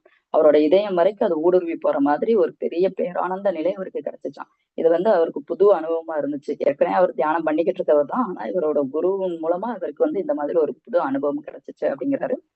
அடுத்து அன்னைக்கு மத்தியானத்துக்கு மேல கிளம்பி இதுக்கு கல்கத்தா போறாரு. ஏன்னா கல்கத்தால வந்து அவங்க அப்பா இருக்காரு இல்லையா, அவர்கிட்ட போயிட்டு அங்க இருந்து காலேஜ் போலாம் அப்படிங்கிற இதுல அங்க கல்கத்தா கிளம்பி போயிடுறாரு. கல்கத்தா போனாலுமே இவங்க அப்பா வந்து ரொம்ப சந்தோஷப்படுறாரு. ஏன்னா இமயமலைக்கு போயிடுவான், தன்னை விட்டு போயிடுவான் அப்படிங்கிற ஒரு பயம் அவருக்குள்ள இருந்துச்சு. ஒரு பிரார்த்தனை அவர் உள்ள வச்சுக்கிட்டே தான் இருந்தாரு. இவருக்கு அது மாதிரி இவன் வந்து போயிடக்கூடாது அப்படிங்கிற ஒரு கவலை இருந்துகிட்டே இருந்துச்சு. ஆனாலும் முகுந்தன் போயிட்டு தன்னோட குருவை எப்படி சந்திச்சாரு என்னங்கிறதெல்லாம் விளக்கம் சொன்னோனையும் இந்த மாதிரி அவர் சொல்லியிருக்காரு, நான் படிக்க போறேன் அப்படிங்கறத சொன்னோடனே அவருக்கு ரொம்ப சந்தோஷமா போயிடுது. ஏன்னா இவர் எப்படி லாகிரி மகாசாயரை பார்த்தாரோ, ஃபர்ஸ்ட் டைம் பார்க்கும் போது எப்படி ஒரு அதிசயமான ஒரு சூழல்ல பார்த்தாரோ, அதே மாதிரி இவனும் வந்து தன்னோட குருவை வந்து ஒரு இடத்துல பார்த்துட்டு இருக்காரு. ஒரு அதிசயமான ஒரு முறையில தான் இவர் பார்த்திருக்காரு அப்படிங்கும் போது ரொம்ப சந்தோஷமா இருக்கு. அதே மாதிரி தன்னோட குரு சொன்னாருங்கிறதுக்காக நான் மேற்கொண்டு படிக்கிறேன் அப்படின்னு சொல்லி வந்ததும் இவருக்கு வந்து ரொம்ப சந்தோஷம். அதனால அங்க இருக்கிற ஒரு காலேஜ்ல சேர்க்கறதுக்கு எல்லா ஏற்பாடும் அவர் பண்ணிடுறாரு. நம்ம ஏற்கனவே பார்த்திருக்கோம், இவர் ஸ்கூல் படிக்கும் போதே ரொம்ப தியானம் தான் பண்ணுவாரு. ஸ்கூல் போறதை விட ரொம்ப இது பண்ண மாட்டாருன்னு தெரியும். இப்ப அவரோட குருவையும் பார்த்துட்டாரு. அதுவும் பக்கத்து ஊர்ல தான் இருக்காருன்னு தெரிஞ்சதுக்கு அப்புறம் இவர் வந்து காலேஜுக்கு ரெகுலரா போயிருப்பாரான்னுலாம் சொல்ல முடியாது. பல நாட்கள் வந்து அவரு தன்னோட குருவோட ஆசிரமத்துக்கு தான் போவாரு. சரி, அங்க குருவோட ஆசிரமத்துல எந்த மாதிரி இருந்துச்சு அப்படிங்கிறத பார்த்தோம்னா, குரு எப்பயுமே வந்து காலையில விடிய எந்திரிச்சிருவாரு. அதாவது விடியறதுக்கு முன்னாடியே விட எந்திரிச்சிருவாரு. எந்திரிச்சிட்டாருன்னா எந்திரிச்சு கொஞ்ச நேரம் அந்த படுக்கையிலேயே உட்கார்ந்து தியானம் பண்ணுவாராம். யோக நிலையில அப்படியே இருப்பாராம். அவர் வந்து உடனே எந்திரிச்ச உடனே அடுத்த வேலைக்கு வேலையை இது பண்ண மாட்டாரு. அதுக்கப்புறம் கொஞ்ச நேரம் கழிச்சு அங்க வந்து பக்கத்துல இருக்கிற கங்கை கரையோரத்துல ரொம்ப தூரம் நடந்து போயிட்டு வருவாராம். கூட யாராவது வந்தாங்கன்னா அவங்களோட பேசிக்கிட்டு அப்படியே ரொம்ப தூரம் நடந்து போயிட்டு திரும்பி வந்து அதுக்கப்புறம் குளிச்சு அப்படி இப்படின்னு லேட் ஆயிரும். அப்ப மத்தியான உணவு மட்டும் தான் சாப்பிட்டு வரோம். ரொம்ப சாத்வீகமான லேசான அவர் உடம்புக்கு ஏற்றுக்கொள்ளக்கூடிய லேசான உணவுகளை தான் அவர் சாப்பிட்டு. அதுக்கப்புறம் மத்தியானத்துக்கு மேல அவங்கள பார்க்க வர்றவங்க கிட்ட எல்லாம் ஏதாவது இன்ட்ராக்ஷன் இருக்கும். அவங்க சொல்ற விஷயங்கள்ல வந்து இவரும் காது கொடுத்து கேட்பாரு. எல்லா விஷயங்களையும் கேட்டு அவங்களுக்கு என்ன விளக்கம் சொல்லணுமோ அதெல்லாம் வந்து ரொம்ப ஈஸியா புரிஞ்சுக்கிற மாதிரி நல்லா விளக்கம் சொல்வாராம். எல்லாரையுமே வந்து இவர் வந்து சமத்தன்மையோட பார்ப்பாராம். அதாவது எல்லாருமே ஆன்மாதான் அப்படிங்கிற ஒரு சமத்தன்மையோட பார்ப்பாராம். எந்த இடத்துலயுமே தான் அப்படிங்கிற ஒரு இதை வந்து வெளியே காட்டிக்கிட்டதே கிடையாது அப்படிங்கறத சொல்றாரு. அதே மாதிரி யுக்தேஸ்வரர் வந்து பெரியவங்க சின்னவங்க பணக்காரவங்க இவங்க ஏழை இவங்க கிட்ட எப்படி அப்படிங்கிற மாதிரி எந்த ஒரு வித்தியாசமும் இது வரைக்கும் காட்டினது கிடையாது. அது மட்டும் இல்ல, ஒரு சின்ன குழந்தை வந்து ஒரு விஷயத்த சொல்லுது அப்படின்னா கூட அதுக்கு கூட நல்லா மரியாதை கொடுத்து அதுட்ட இருந்து அந்த விஷயத்த கேட்டுக்குவாராம். அந்த மாதிரி எல்லாரையுமே வந்து சமத்தன்மையோட, அதாவது எல்லாருமே ஆன்மா, அவங்க கிட்ட இருந்து ஒவ்வொருத்தவங்ககிட்ட இருந்து ஒவ்வொரு பாடங்களை நம்ம கற்றுக்கொள்ள முடியுங்கிறத வந்து அவர் வந்து ஏத்துக்கிட்டவர் அப்படின்னு சொல்லி அதை வந்து அந்த இடத்துல என்னன்னா ரொம்ப அகங்காரமா நான் வந்து ஒரு குரு அப்படிங்கிற இதை என்னைக்குமே அவர் காமிச்சுக்கிட்டது கிடையாது அப்படிங்கறத சொல்றாரு. அது மட்டும் இல்ல, சாயந்தரம் நேரங்கள்ல நிறைய பேர் இந்த மாதிரி வருவாங்க. அப்போ அவங்களுக்கு வந்து ரொம்ப அற்புதமான சொற்பொழிவுகள் எல்லாம் கொடுப்பாராம். அப்போ வந்து அவர் சொல்ற ஒவ்வொரு வார்த்தைகள்லயும் வந்து அவ்வளோ அவரோட அந்த ஞானம் வந்து அவ்வளோ இதா தெரியுமா. அந்த அளவுக்கு அவர் பயன்படுத்துற அந்த வார்த்தைகள் வந்து அவ்வளவு அற்புதமா இருக்குமா. அதே மாதிரி அவரோட தன்னம்பிக்கை வந்து அவ்வளவு அழகா அதுல தெரியுமா. தன்னம்பிக்கை இருக்கும், ஆனா அந்த இடத்துல தான் அப்படிங்கிற அந்த அகங்காரம் கொஞ்சம் கூட கிடையாது அப்படிங்கிறத சொல்றாரு. அதே மாதிரி இவர் வந்து அடிக்கடி இப்படி பேசிட்டு இருக்கும் போது இல்ல ஏதாவது சொல்லிட்டு அடுத்தவங்களுக்கு இந்த மாதிரி சொல்லிக்கிட்டு இருக்கும் போது தியானத்தை பத்தி சொல்லிட்டு இருக்கும் போதே இறைவனோட அப்படியே லைட் அப்படியே ஒன்றாய் இருக்கிற மாதிரி அமைதியான ஒரு நிலைக்கு போயிடுவாராம். அப்புறம் அவர் வந்து அப்படி அமைதியாயிட்டார் அப்படின்னா சீடர்கள் எல்லாருமே வந்து அவர்கிட்ட பேசுறத வந்து கொஞ்சம் குறைச்சிக்குவாங்க. சரி, அவர் வந்து இதுக்கு போயிட்டார், தியான நிலைக்கு போயிருக்காரு அப்படின்னு. ஆனா அவரை பொறுத்த வரைக்கும், ஸ்ரீ யுக்தேஸ்வரர் பொறுத்த வரைக்கும் என்னன்னா, தியானம்ங்கிறது வந்து இறைவனை அடையிறதுக்கு ஒரு வழிதான், அது படிக்கல் தான். அதை தொடர்ந்து நம்ம அதை ஃபாலோ பண்ணிக்கிட்டே இருக்கணும்னு கூட அவசியம் இல்லை. ஏன்னா அதையும் தாண்டின ஒரு நிலைக்கு நம்மளால போக முடியும். தொடர்ந்து நம்ம தியானம் பண்ண பண்ண பண்ண இறைவனும் நாம ஒண்ணுதான் அப்படிங்கிற மாதிரி அந்த இறைவனோட ஒன்றி இருக்கக்கூடிய அந்த ஒரு யோக நிலைக்கு நம்மளால போக முடியும் அப்படின்னு சொல்லி அந்த அந்த அளவுக்கு இவர் வந்து அந்த அளவுக்கு ஒன்றி இருப்பாராம். இப்பதான் தியானம் பண்ணணும், இந்த நேரம் மட்டும்தான் நம்ம வந்து இறைவனோட இருக்க முடியும், மத்த நேரங்கள்லாம் இருக்க முடியாது அப்படின்னு எந்த ஒரு வித்தியாசமும் இல்லாம எல்லா நேரங்கள்லயுமே வந்து அவரு வந்து அந்த இறைவனோட இருக்கிற மாதிரி லயித்து இருக்கிற மாதிரி இருப்பாராம். ஆஹ் தியானத்தை பழகும் போது எப்படி நம்ம ஒரு பூ பூத்து அதுல இருந்து காய் காய்க்கும் போது அந்த பூ உதிர்ந்து போயிருதோ, அதே மாதிரி தியானம்ங்கிறது இறைவனை அடையக்கூடிய ஒரு வழி. அதுக்கப்புறம் வந்து அந்த தியான நிலையிலேயே நம்மள இருக்க பழகிக்கிடணும்.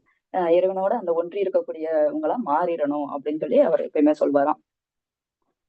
அப்புறம் இவரோட தங்கி இருந்த போது நடந்த ஒரு முக்கியமான விஷயத்த சொல்றாரு. அதாவது முகுந்தனுக்கு கிடைச்ச ஒரு படிப்பினை என்ன அப்படின்னா, ஒரு நாள் இப்படிதான் எல்லாரும் குருதேவர் சொல்றத கேட்டுட்டு இது பண்ணிட்டு இருக்கும் போது இவருக்கு வந்து அங்க இருக்கிற கொசு வந்து ரொம்ப தொல்லை பண்ணுது. இவர் எப்பயுமே என்னன்னா வீட்டுல வந்து கொசு வலையை கட்டிட்டு படுக்கிறவங்க. அப்படி இருக்கும்போது அங்க வந்து இந்த மாதிரி கொசு தொல்லை அதிகமா இருக்குது அப்படின்னோடனையும் இவர் கஷ்டப்படுறாருங்கிறது தெரிஞ்சவனையும் குரு சொல்றாரு, நீ வந்து கொசுவலை வாங்கிக்கோ, எனக்கும் ஒரு கொசுவலை வாங்கி கொடு அப்படின்னு சொல்லிடுறாரு. அப்புறம் அன்னையில இருந்து என்னன்னா ராத்திரி ஆனோனையும் கொசு வலையை கட்டிட்டு படுக்கிறது, அவருக்கு கட்டி விடுறது, இவரும் கட்டிட்டு படுக்கிறது. குரு சொல்லுவாரு கொசு வலையை கட்டிட்டு சொன்னோடனே இவரும் அது மாதிரி கட்டிட்டு படுப்பாங்களாம். அப்படி ஒரு நாள் என்ன ஆச்சுன்னா இவர் தூக்கம் வந்துருது. ஆனா குரு என்னன்னா ஒண்ணுமே சொல்ல மாட்டேங்கிறாரு. அவர் அப்படி அவரும் படுத்துறாரு, ஆனா ஒண்ணுமே சொல்லல. அதாவது கொசு வலையை கட்டுன்னு சொல்லல. அவர் சொன்னாதான் இவர் செய்வாரு. அப்படி இருக்கும் போது இவருக்கு காதுக்குள்ள அந்த கொசு வந்து கத்துது, டிஸ்டர்ப் பண்ணுது. ஆனாலும் அவரால இது பண்ண முடியல. கொசு வந்து கடிக்குது. அதை விட்டு எப்படா இது பண்றது, என்னடா குரு ஒண்ணுமே சொல்ல மாட்டேங்கிறாரு அப்படின்ட்டு அப்படியே இருமுறை மாதிரி இது பண்ணி காமிக்கிறாரு. எப்படியாவது குரு வந்து கவனிச்சுட்டு சரி கொசுவலையை கட்டு அப்படின்னு சொல்லுவாருன்னு நினைச்சிட்டு இருமி இருமி பாக்குறாரு. அவரு எதுவுமே கண்டுக்கல. சரின்னு சொல்லிட்டு பக்கத்துல போய் பாக்குறாரு. குரு உண்மையிலே தூங்கிட்டு இருக்காரா என்னன்னு சொல்லிட்டு பக்கத்துல போய் பாக்குறாரு. அவரோட மூச்சு வருதா என்னங்கிறது அவருக்கு டவுட் ஆயிருது. பக்கத்துல ஒரு கண்ணாடியை வச்சு பாக்குறாராம். அவர் மூக்கு பக்கத்துல போய் கண்ணாடி வச்சு பாக்குறாரு. ஏன்னா நம்ம மூச்சு காத்து அதுல படும்போது அந்த ஆவி மாதிரி படும்ல, அதை வச்சு பாக்குறாராம். ஒண்ணுமே வரலையாம். உடனே என்ன பண்றாரு இவரு, அவரோட மூக்கையும் வாயையும் சேர்த்து இப்படி கொத்திட்டு தொட்டு பாக்குறாரு. உடம்பெல்லாம் தொட்டு பாக்குறாரு, ஜில்லுன்னு ஆயிடுச்சு. உடனே இவருக்கு ஒரு பயம் வந்துருச்சு. ஒருவேளை யுக்தேஸ்வரருக்கு ஏதோ ஆயிடுச்சோ அப்படின்னு சொல்லிட்டு ஒரு பயம் வந்துருச்சு. இப்படி பிடிச்சு மூக்க பிடிச்சிட்டு இது பண்ணிட்டு இருக்கப்போ கரெக்டா யுக்தேஸ்வரர் வந்து இயல்பா வந்து சிரிச்சுட்டு, என்ன என்னை பத்தி ஆராய்ச்சி பண்ணிக்கிட்டு இருக்கியா, நீ போய் தூங்கலையா அப்படின்னு சொல்லிட்டு சிரிச்சுட்டே அதுல இருந்து இது பண்ணோடனே இவரால அது இது பண்ண முடியல. அவர் வந்து அந்த அளவுக்கு அந்த ஆழமான யோக இதுல போனதுனால அவரோட மூச்சோட்டம் இருக்கிறத கூட அவரால் அவருக்கு வந்து தெரியல. அதனால அதை வந்து இவருக்கு அப்பதான் புரிஞ்சிச்சு. ஓ சரி அப்படின்னு சொல்லிட்டு சரி நீ என்ன இன்னும் தூங்கலையா அப்படின்னு சொல்லிட்டு கேட்டுட்டு, நீ வந்து உலகமே உனக்காக மாறும்னு நினைக்காத, நீ வந்து ஒன்ன மாத்திக்கோ, கொசுவை பத்தின அந்த நினைப்பை உன்கிட்ட இருந்து எடுத்துரு அப்படின்னு சொல்றாரு. கொசு தான் வந்து உன்னை டிஸ்டர்ப் பண்ணுதுன்னு நினைக்கிறியா அப்படின்னு சொல்லிட்டு, அதனாலதான் உன்னால இருக்க முடியலன்னு நினைக்கிறியா அப்படின்னு சொல்லி கேட்கிறாரு. ஏன்னா நம்மளுக்கு வந்து டிஸ்டர்ப் இந்த மாதிரி தியானம் பண்ணும் போதே நம்மளுக்கு வந்து டிஸ்டர்ப் பண்றதுக்கு நிறைய விஷயங்கள் வரும் இல்லையா, எங்கேயாவது ஒரு சத்தம் கேட்கும். இந்த மாதிரி இதெல்லாம் வந்து வெளியே இருக்கிற இதெல்லாம் வந்து தொல்லை கிடையாது. நீ உனக்குள்ள ஆழ்ந்து எவ்வளவு தூரம் போறியோ அதுதான் முக்கியம் அப்படிங்கிறத சொல்றாரு. அதனால இதுல இருந்து நீ வந்து அவருக்கு என்ன புரியுதுன்னா, குரு வந்து அந்த அளவுக்கு யோக நிலையில தன்னை வந்து அந்த கொசு வந்து தன்னை வந்து கடிக்காத அளவுக்கு அவர் வந்து சக்தி வாய்ந்தவரா மாறிட்டாரோ, இல்ல அவர் வந்து தனக்குள்ள உள்ள போயிடுறதுனால அவருக்கு வந்து இந்த கொசு இந்த மாதிரியான இதெல்லாம் வந்து பெரிய தொல்லையா தெரியலையோ அப்படின்னு சொல்லிட்டு அவர் அப்படியே அவர் குரு என்ன சொல்றாருங்கிறத கேட்கறதுக்காக ரொம்ப அமைதியா இருக்காரு. அப்போ நீ இதுல இருந்து தெரிஞ்சுக்கிட வேண்டியது, உனக்கு தேவையானது வந்து உனக்குள்ளதான் இருக்கு. அந்த இதை நீ தேடி உள்ள போகணுமே தவிர வெளியில இருக்கிற இந்த இதெல்லாம் வந்து ஒரு பெரிய விஷயமே கிடையாது அப்படிங்கிறத சொல்றாரு. அதே மாதிரி அதே மாதிரி கொஞ்ச நாள் கழிச்சு இதே மாதிரி ஒரு நாள் என்ன நடக்குதுன்னா, கொசு வந்து நல்லா இவரோட தலையில வந்து நறுக்குன்னு கடிச்சு வச்சிருது. ஊசி போட்ட மாதிரி கடிச்சு வச்சிருது. அப்ப என்ன நம்ம கொசு கடிச்சுன்னா டக்குன்னு நம்ம கையை எடுத்து அடிக்க போவோம் இல்லையா, அதே மாதிரி கையை ஓங்குறாரு. அந்நேரம் கரெக்டா குரு சொல்றாரு, கொல்ல போவதை நிறுத்து அப்படின்னு சொல்றாரு. உடனே இவர் வந்து அப்படியே கையை அப்படியே நிப்பாட்டிடுறாரு. உடனே நீ கொல்லணும்னு நினைச்ச பாத்தியா, அந்த நினைப்பே வந்து அந்த இது தப்புதான். இது வந்து பதஞ்சலி வந்து என்ன சொல்றாருன்னா, அகிம்சை அப்படின்னாலே அந்த கொல்லணுங்கிற அந்த விருப்பமோட நம்ம கிட்ட இருக்கக்கூடாது, அதுதான் அகிம்சை அப்படிங்கிறத சொல்லியிருக்காரு. அதனால நீ வந்து அது உன்னை கடிச்சிருச்சுங்கிறதுக்காக நீ கொல்ல போற பத்தியா, அதுவே தப்பு அப்படின்னு சொல்றாரு. அப்ப இவர் உடனே கேட்கிறாரு, இந்த மாதிரி ஒரு கொடிய விலங்குகளோ ஒரு இந்த மாதிரி கொடிய ஜந்துக்களோ நம்மள வந்து கடிச்சிச்சு, நம்மளோட உயிர் போகுது அப்படின்னா அதை ஏத்துக்கலாமா அப்படின்னு சொல்லி கேட்கிறாரு. அப்படி நான் சொல்ல வரல. மனித உயிர்ங்கிறது வந்து மனித படைப்புங்கிறது வந்து மிகப்பெரிய மத்த உயிரினங்களை விட ஒரு பெரிய ஒரு படைப்பு. அதை வந்து நான் சாதாரணமா சொல்லல. ஆனா மத்த விலங்குகளை வந்து கொல்லக்கூடாதுங்கிறத என்னோட இது. ஏன்னா மத்த விலங்குகள்கிட்டயும் நீ அன்பா நீ பழக ஆரம்பிச்சிட்ட அப்படின்னா அது வந்து உன்னை பெருசா இந்த மாதிரி ஒரு துன்புறுத்தாது அப்படிங்கிற மாதிரி சொல்றாரு. அப்போ ஒரு இக்கட்டான சூழல்ல நம்ம மாட்டிக்கிறோம். ஒரு கொடிய விலங்கு முன்னாடி நம்ம மாட்டிக்கிட்டோம் அப்படிங்கும்போது அது நம்மள கடிச்சிருச்சு அப்படின்னா என்ன ஆகும்? அப்ப அத நம்ம அடிக்கத்தானே செஞ்சாகணும் அப்படிங்கிறனால அப்படி அடிச்ச இல்ல அத கொல்ற அப்படின்னா அதோட பாபக்கடன் வந்து உனக்கு கண்டிப்பா சேரும். முடிஞ்ச வரைக்கும் மத்த விலங்குகள்கிட்ட மத்த உயிரினங்கள் மேல நீ ரொம்ப அன்பா இருந்து பழகிட்ட அப்படின்னா அதனால உனக்கு எந்த ஒரு தொந்தரவுமே இருக்காது அப்படிங்கிறத சொல்றாரு. இத கேட்டோனே இவரு வந்து அத அப்படியே ஏத்துக்கிட முடியல. அப்போதான் அவங்க இவர் கூட இருந்த இன்னொரு சீடர் சொல்றாரு, இதே மாரி ஒரு இது வந்து நம்ம இதுல வந்து ஆசிரமத்துல ஒரு நிகழ்ச்சி நடந்துச்சு. அத பத்தி வேணா நான் சொல்றேன் அப்படின்னு சொல்லிட்டு சொல்றாரு. ஒரு தடவ இப்படி நாங்க எல்லாருமே வெளிய உட்கார்ந்து பேசிட்டு இருக்கும்போது, குரு சொல்றத கவனிச்சுட்டு இருக்கோம். அப்ப என்ன நடந்துச்சுன்னா, ஒரு நல்ல பாம்பு வந்து ஒரு 4 அடி இருக்கும். அது பெரிய பாம்பு ஒண்ணு வந்து இங்க ரொம்ப பக்கத்துல குருவோட பக்கத்துல வந்துருச்சு. ஆனா குரு வந்து அத வந்து பெருசா இது பண்ணாம, ஏதோ கை தட்டி சின்ன குழந்தைய கூப்பிடுற மாரி அத பார்த்தா ரொம்ப ஆனந்தமா கூப்பிட்டுக்கிட்டு இருக்காரு. அந்த பாம்பு இவர பார்த்து கொஞ்ச நேரம் அப்படியே அசையாம ஆடாம நின்டுட்டு இருந்துட்டு, அவர் பக்கத்துல ஒரு கால் கடியில அப்படியே நுழைஞ்சு உள்ள பக்கத்துல போய் ஒரு புதர்ல போய் மறைஞ்சிருச்சு. இத பார்க்கும்போது எங்களுக்கு வந்து நாங்கெல்லாம் பயந்துட்டு இருந்தோம். ஆனா அவர் வந்து அந்த உயிரினத்த வந்து அவர்ட்ட வந்து அந்த பயம்ங்கிறதே சுத்தமா இல்ல. அது ஒரு பாயிண்ட். எல்லா உயிரினங்களையும் வந்து சமமா நினைக்க ஆரம்பிச்சதுனால, அது அவர வந்து தொந்தரவு கூட பண்ணாம அது பாட்டுக்கு அது இயல்பா போயிருச்சு. அப்போ இந்த இடத்துல வந்து பயத்தெல்லாம் தாண்டி அவர் வந்து இப்படி இருக்காருங்கிறத எங்களால அப்பதான் புரிஞ்சுக்கிட முடிஞ்சுச்சுன்ட்டு அந்த இன்னொரு சீடர் சொல்றாரு. சரி. இந்த மாதிரி போயிட்டு இருக்கும்போது ஒரு நாள் வந்து யுக்தேஸ்வரர் வந்து இவர பார்த்துட்டு, முகுந்தன பார்த்துட்டு, "நீ ரொம்ப மெலிஞ்சு போன மாதிரி இருக்கியே!" அப்படின்னு சொல்லி கேட்கிறாரு. உடனே, "ஆமா குருவே, நான் வந்து சின்ன பிள்ளையில இருந்து எனக்கு வந்து இந்த மாதிரி வயித்துல பிரச்சனை இருக்கு.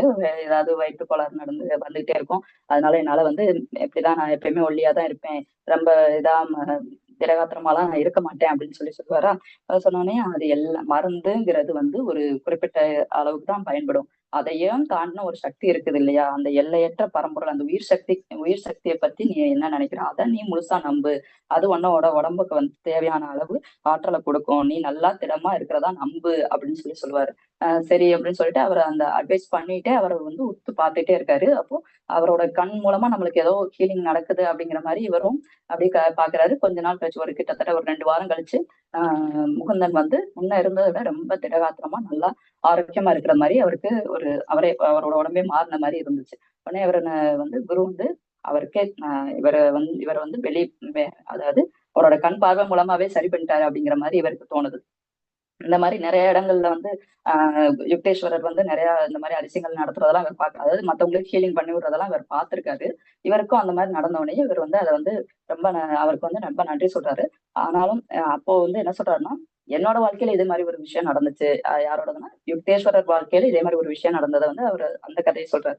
என்ன நடந்துச்சுன்னா, யுக்தேஸ்வரர் வந்து சீடரா லாகிரி மகாசயர்ட்ட சீடரா இருந்த இப்ப புதுசா ஜாயின் பண்ணி இருந்த அந்த சமயத்துல வந்து ஒரு நோய் வந்து யுக்தேஸ்வரர் வந்து ரொம்ப மெலிஞ்சு போயிடுறாராம். அப்போ அவர் போயிட்டு, "குருவே நான் வந்து இந்த மாரி ஒரு தீவிரமான ஒரு நோயினால இந்த மாரி என் உடம்பு மெலிஞ்சு போயிருச்சு. நான் எப்படி தேறி வர்றதுன்னே தெரியல. ரொம்ப பலவீனமா நான் உணர்றேன்" அப்படின்னு. "ஓ! உனக்கு தேவையான நோய நீயே கொண்டு வந்துகிட்ட. நீயே பலவீனமா இருக்கிற மாரி நினைக்கிறியா?" அப்படின்னு சொல்லிட்டு அவரு லாகிரி மகாசயர் ரொம்ப சிரிச்சுக்கிட்டே சொல்றாரு. உடனே இவருக்கு அந்த நோய எப்படி சரி பண்றதுக்கு ஏதாவது வழி சொல்லுவாருன்னு நினைச்சா, இவர் இப்படி சொல்றாரே அப்படின்னு சொல்லிட்டு பார்த்துட்டே இருக்காரு. சரி நாளைக்கே யார் யாருக்கு தெரியும்? நாளைக்கே கூட உனக்கு வந்து இது சரியாயி நீ ரொம்ப திடகாத்திரமா மாறிருவ பாரு அப்படின்னு சொல்றாரு. அப்போ ஏதோ நம்பிக்கை குடுக்குற மாரி ஒரு வார்த்தை சொல்றாருன்னு சொல்லிட்டு, சரின்னு சொல்லிட்டு அங்க இருந்து போயிடுறாரு. அடுத்த நாள் ரொம்ப அப்படியே வேகமா ஓடி வராரு. சாமி நீங்க சொன்ன மாரி என் உடம்பு சரியாயிருச்சு அப்படின்னு சொல்லி. ஓ! உடம்பு சரியாயிருச்சா? அப்போ உன்ட்ட இருந்த நோயெல்லாம் போயிருச்சா? சரி, சரி. அப்ப நாளைக்கு என்ன நடக்குன்னு யாருக்கு தெரியும்? நாளைக்கே நீ மறுபடியும் இதே மாரி வீக் ஆயிருவ அப்படின்னு சொல்றாரு. ஐயோ! உடனே இவருக்கு அது பயமா போயிருச்சு. மறுபடியும் ஏதாவது ஆயிருமோ அப்படின்னு நினைச்சுட்டே போறாரு. அடுத்த நாள் வந்து எந்திரிச்சு நடக்க கூட முடியாத அளவுக்கு ரொம்ப வீக் ஆயி போய் வந்து லாகிரி மாஸ்டர்ட்ட வந்து சொல்றாரு. ஐயா நீங்க சொன்ன மாதிரி மறுபடியும் இப்படி நடந்துருச்சு அப்படின்னு சொன்னோனே, இங்க நான் என்ன செஞ்சேன்? நீ தான் எல்லாமே செஞ்ச. உன்னோட எண்ணங்கள் தான் இதுக்கெல்லாம் காரணம் அப்படின்னு சொல்லி சொல்றாரு. என்னால அத ஏத்துக்கிட முடியாது அப்படிங்கிறாரு இவரு. யாரு யுக்தேஸ்வரர் சொல்றாரு. இல்ல நீ உன் ஆழ் மனசுல நீ என்ன நினைச்சியோ அதுதான் இந்த இடத்துல நடந்திருக்கு. நீ வந்து ஆரோக்கியமா இருக்கிற அப்படின்னு நினைச்சு மொத நாள் நினைச்ச. அடுத்த நாள் வந்து நல்லா ஆரோக்கியமா இருந்ததா வந்த இல்லையா? அதே மாரி அடுத்த நாள் எதுவும் ஆயிருமோன்னு நான் சொன்னத வச்சு நீ அதையே நினைச்சிட்டு இருந்ததுனால உன்னோட ஆழ் மனசு அதுக்கான இத நீ கொண்டு வந்துருச்சு. அப்ப உன்னோட எண்ணங்கள் தான் இதுக்கெல்லாம் காரணம். நம்மளோட எண்ணங்களுக்கு வந்து ஒரு சக்தி இருக்கு. எப்படி எலக்ட்ரிசிட்டினா அதுல இருந்து ஒரு பவர் ஜெனரேட் ஆகுதோ, அது மாதிரி நம்மளோட எண்ணங்களுக்கு ஒரு சக்தி இருக்கு. நம்ம மனசுக்குன்னு ஒரு சக்தி இருக்கு. அந்த சக்திய பயன்படுத்தி நம்மளால நம்மளோட நோய குணப்படுத்திக்கிட முடியும் அப்படிங்கிறத சொல்லி காட்டுறாரு. இந்த மாதிரி நிறைய விஷயங்கள் வந்து லாகிரி மகாசயர்ட்ட இருந்து இவர் கத்துக்கிட்ட விஷயத்தையும் இவர் வந்து தன்னோட சீடனான முகுந்தனுக்கு எல்லா விஷயங்களையும் சொல்லி கொடுக்குறாரு. அப்புறம் அப்புறம் வந்து இந்த மாதிரி எப்படி இவரால வந்து தன்னோட பார்வை மூலமாவே இப்படி சரி பண்ண முடிஞ்சுச்சு அப்படிங்கிறதுக்கு ஒரு சின்ன விளக்கம் சொல்லியிருக்காரு. எப்படின்னா, இவங்க வந்து அந்த யோக நிலையிலே இருக்கிறதுனால, அந்த இறைவனோட ஒன்றி இருக்கிறதுனால, இறைவன் எப்படி ஒரு ஒரு இத வந்து உருவாக்கி, காத்து, அத அழிக்க முடியும், அத மாற்றி அமைக்க முடியுமோ, அந்த இறைவனுக்கு என்ன சக்தி இருக்கோ, அதே சக்தி வந்து இந்த மாதிரி குருமார்கள், இந்த மாதிரி மகான்களுக்கு கிடைக்குது. எப்படி அப்படின்னா, இறைவனோட ஒன்றி இருக்கக்கூடிய அந்த அளவுக்கு ஆழமான தியான முறையினால அவங்கள அந்த பயிற்சியினால அவங்களுக்கு அந்த சக்தி கிடைக்குது.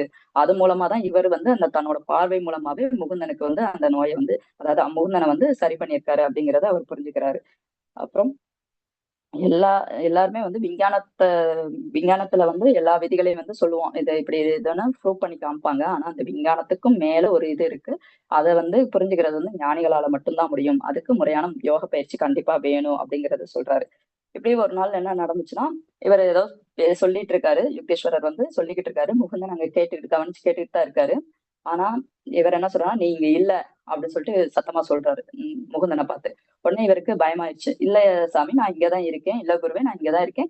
நீங்க சொன்னது எல்லாத்தையும் நான் என்னால திருப்பி சொல்ல முடியும். நான் கண்ணு கூட அசைக்காம, அப்படியே ஆடாம அசையாம நீங்க சொல்றத தான் நான் கேட்டுக்கிட்டு இருக்கேன்" அப்படின்னு சொல்லி அப்படி சொன்ன உடனே, "இல்ல, உன்னோட முழு கவனமும் இங்க இல்ல. உனக்குள்ள வந்து ஒரு 3 இடத்துல ஒரு பெரிய கட்டடம் கட்டுற மாதிரி அந்த ஒரு நெனப்பு வந்து உள்ள ஓடிக்கிட்டு இருக்கு" அப்படின்னு சொல்றாரு. உடனே இவருக்கு வந்து ஆச்சரியமா போச்சு. ஏன்னா அவ்வளவு நேரம் யுக்தேஸ்வரர் சொன்னத தான் இவர் கேட்டுக்கிட்டு இருந்தாரு. ஆனா உள்ளுக்குள்ள எப்பயோ ஒரு ஞாபகம் மாதிரி அந்த 3 விஷயம் வந்து 3 இடத்துல கட்டடம் கட்டுற அந்த ஒரு பெரிய ஸ்தாபனத்த நிறுவுற மாதிரி ஒரு இது வந்து சின்ன பிள்ளையில இருந்தே முகுந்தனுக்கு வந்து அந்த மாதிரி ஏதோ ஒரு இது வந்து கனவு மாதிரி வந்து போய்க்கிட்டு இருக்குமாம். அது ரொம்ப மனசுக்குள்ள ஆழத்துல இருக்கக்கூடிய ஒரு விஷயம். அது எப்படி இவருக்கு தெரிஞ்சுச்சு அப்படின்னு சொல்லிட்டு ஆச்சரியமா பாக்குறாரு. உடனே உன்னோட மனசுக்குள்ள போய் பாக்குற அளவுக்கு எனக்கு சக்தி இருக்கு. என்னால ஊடுருவி பார்க்க முடியும் அப்படின்னு சொல்றாரு. உடனே இவர் சொல்றாரு, என் உள்ளத்துல தற்செயலா நடக்கக்கூடிய அந்த எண்ணங்கள கூட ஊடுருவி பார்க்கக்கூடிய இந்த குரு முன்னாடி நான் எத மறைக்க முடியும் அப்படின்னு சொல்றாரு. சரி, நீ நினைக்கிற விஷயம் வந்து இன்னும் கொஞ்ச நாள்ல நடக்க போகுது. ஆனா அத பத்தி நீ இப்ப யோசிக்க வேண்டியதில்ல. இந்த மாதிரி 3 இடங்கள்ல நீ வந்து உன்னோட ஆசிரமத்த நிறுவுவ. அத பத்தி நீ இப்ப யோசிக்க வேணாம். நீ இப்ப உனக்கு முக்கியம் படிப்பு தான். நீ கல்லூரி படிப்ப முடிக்கணும் அப்படிங்கிறத சொல்றாரு. சரிங்க சாமி அப்படி சொல்லிட்டு அவர் ஏத்துக்கிறாரு. இது இது வந்து அப்புறமா தான் இருந்த இது எங்கன்னா ஒரு 3 இடத்துல இவரோட ஆசிரமம் வந்து பெரிய லெவல்ல கட்டுறாங்க. இவர் சன்னியாசம் வாங்கினதுக்கு அப்புறம் முகுந்தன் வந்து சன்னியாசம் வாங்கி இது பண்றாங்க. அது வந்து சின்ன பிள்ளையில இருந்தே அவருக்கு வந்து ஒரு கனவு மாரி அது வந்து வந்துகிட்டே இருந்துச்சு அப்படிங்கிறத வந்து அந்த இடத்துல வந்து குரு வந்து இதுதான் காரணம் அப்படிங்கிறத அவரோட குரு வந்து அவருக்குள்ள போய் அவர கண்டுபிடிச்சு சொல்லியிருக்காரு அப்படிங்கிறத சொல்றாரு. இந்த மாதிரி நிறைய விஷயங்கள் வந்து யுக்தேஸ்வரர் வந்து ஒரு முன்னறிவிப்பு மாரி சொல்லுவாரு. ஆனா இவரால வந்து அத புரிஞ்சுக்கிட முடியாட்டாலும் அடுத்து நடக்கும்போது ஆமா அது குரு சொன்னார் இல்லையா இந்த மாதிரி நடக்கும் அப்படிங்கறது ஒரு அந்த மாதிரி நிறைய விஷயங்கள் நடந்திருக்கு. ஆனாலுமே அந்த இடத்துல கூட குரு என்னன்னா இதான் நான் அன்னைக்கே சொன்னேன்ல அப்படிங்கிற மாதிரி தன்னோட இதை வந்து அவர் காட்டிக்கிட்டது அகங்காரமா அவர் என்னைக்குமே சொன்னது கிடையாது. எப்பயுமே வந்து ரொம்ப அமைதியா இது இந்த மாதிரி நடக்கும்னு உனக்கு தோணலையா அப்படிங்கிற மாதிரி தான் நம்மகிட்ட இருந்துதான் அதை வந்து இது பண்ணுவாராம். அந்த மாதிரி ஒரு இதா இருப்பாரு. எப்பயுமே வந்து ரொம்ப பேச விட மாட்டாரு. நிறைய நேரங்கள்ல வந்து மௌனத்திலேயே வந்து அவர் பக்கத்துல நம்ம போய் உட்கார்ந்திருந்தா போதுங்கிற மாதிரி இருக்குமா. அவர்கிட்ட இருந்து நிறைய ஆன்சர்ஸ் வந்து நம்மளுக்கு தேவையான ஆன்சர்ஸ் எல்லாம் வருமா. அந்த மாதிரி ரொம்ப அவர் அவர் வந்து அவரோட குரு லாகிரி மகாசாயர் எப்படி மௌனத்தின் மூலமா நிறைய சக்தி வாங்கினாரோ அதே மாதிரி இவரும் அந்த மாதிரிதான் அப்படிங்கிற மாதிரி சொல்றாங்க. அப்புறம் அது மாதிரி தெய்வத்தோட நம்மள இணைச்சுக்கிறதுக்கு வந்து பெருசா ஒரு தடையுமே கிடையாது. நம்மளோட பயிற்சியும் நம்மளோட முயற்சியும் இருந்தா மட்டுமே போதும் அப்படிங்கறத அடிக்கடி சொல்லுவார். ஒரு சீடன் வந்து குருவை பார்த்தோனையுமே ஒரு காந்தம் எப்படி ஒரு இரும்பு பொருளை இழுக்குதோ அது மாதிரி இழுக்கப்படுவாங்க. அவர்ட்ட இருந்து ஒரு சக்தி கிடைக்கிற மாதிரி அவர் தொட்டாலோ இல்ல அவர்ட்ட நம்ம ஆசீர்வாதம் வாங்குறதுனாலயோ நம்மளுக்கு வந்து அவர்ட்ட மூலமா நம்மளுக்கு ஒரு ஒரு சக்தி கிடைக்கிற மாதிரி ஒரு மின்னோட்டம் பாயிற மாதிரி ஒரு இது நம்மளுக்கு கிடைக்கும். அது வந்து நிறைய இடத்துல வந்து இவர் வந்து யுக்தேஸ்வரத்தோட சேர்ந்து இது பண்ணும் போதெல்லாம் இவர் வந்து அதை அனுபவிச்சிருக்காரு. அப்புறம் வந்து ஒரு சீடர் வந்து இவர்ட்ட புதுசா ஜாயின் பண்ண ஒரு சீடர் வந்து நான் வந்து இந்த மாதிரி யோக பயிற்சிலாம் கத்துக்கிறதுக்கு இது ரெடி ஆயிட்டேனான்னு எனக்கு சந்தேகமா இருக்கு அப்படின்னு சொல்லி கேக்குறாரு. ஏன்னா நம்மளுமே நினைப்போம் நம்மளுக்கு வந்து இதெல்லாம் ரெடி ஆயிட்டோமா அப்படின்னு. அந்த மாதிரி ஒரு சீடர் கேட்கும் போது என்னன்னா, நீ பழசெல்லாம் மறந்துரு, கடந்து போனதெல்லாம் மறந்துரு, இப்போ நீ ஆன்மீக பயிற்சிக்குள்ள வந்துட்ட இல்லையா, அப்போ உன்னோட எதிர்காலம் நல்லபடியா இருக்கும், அதை மட்டும் நீ நம்பு அப்படின்னு சொல்லுவாங்க.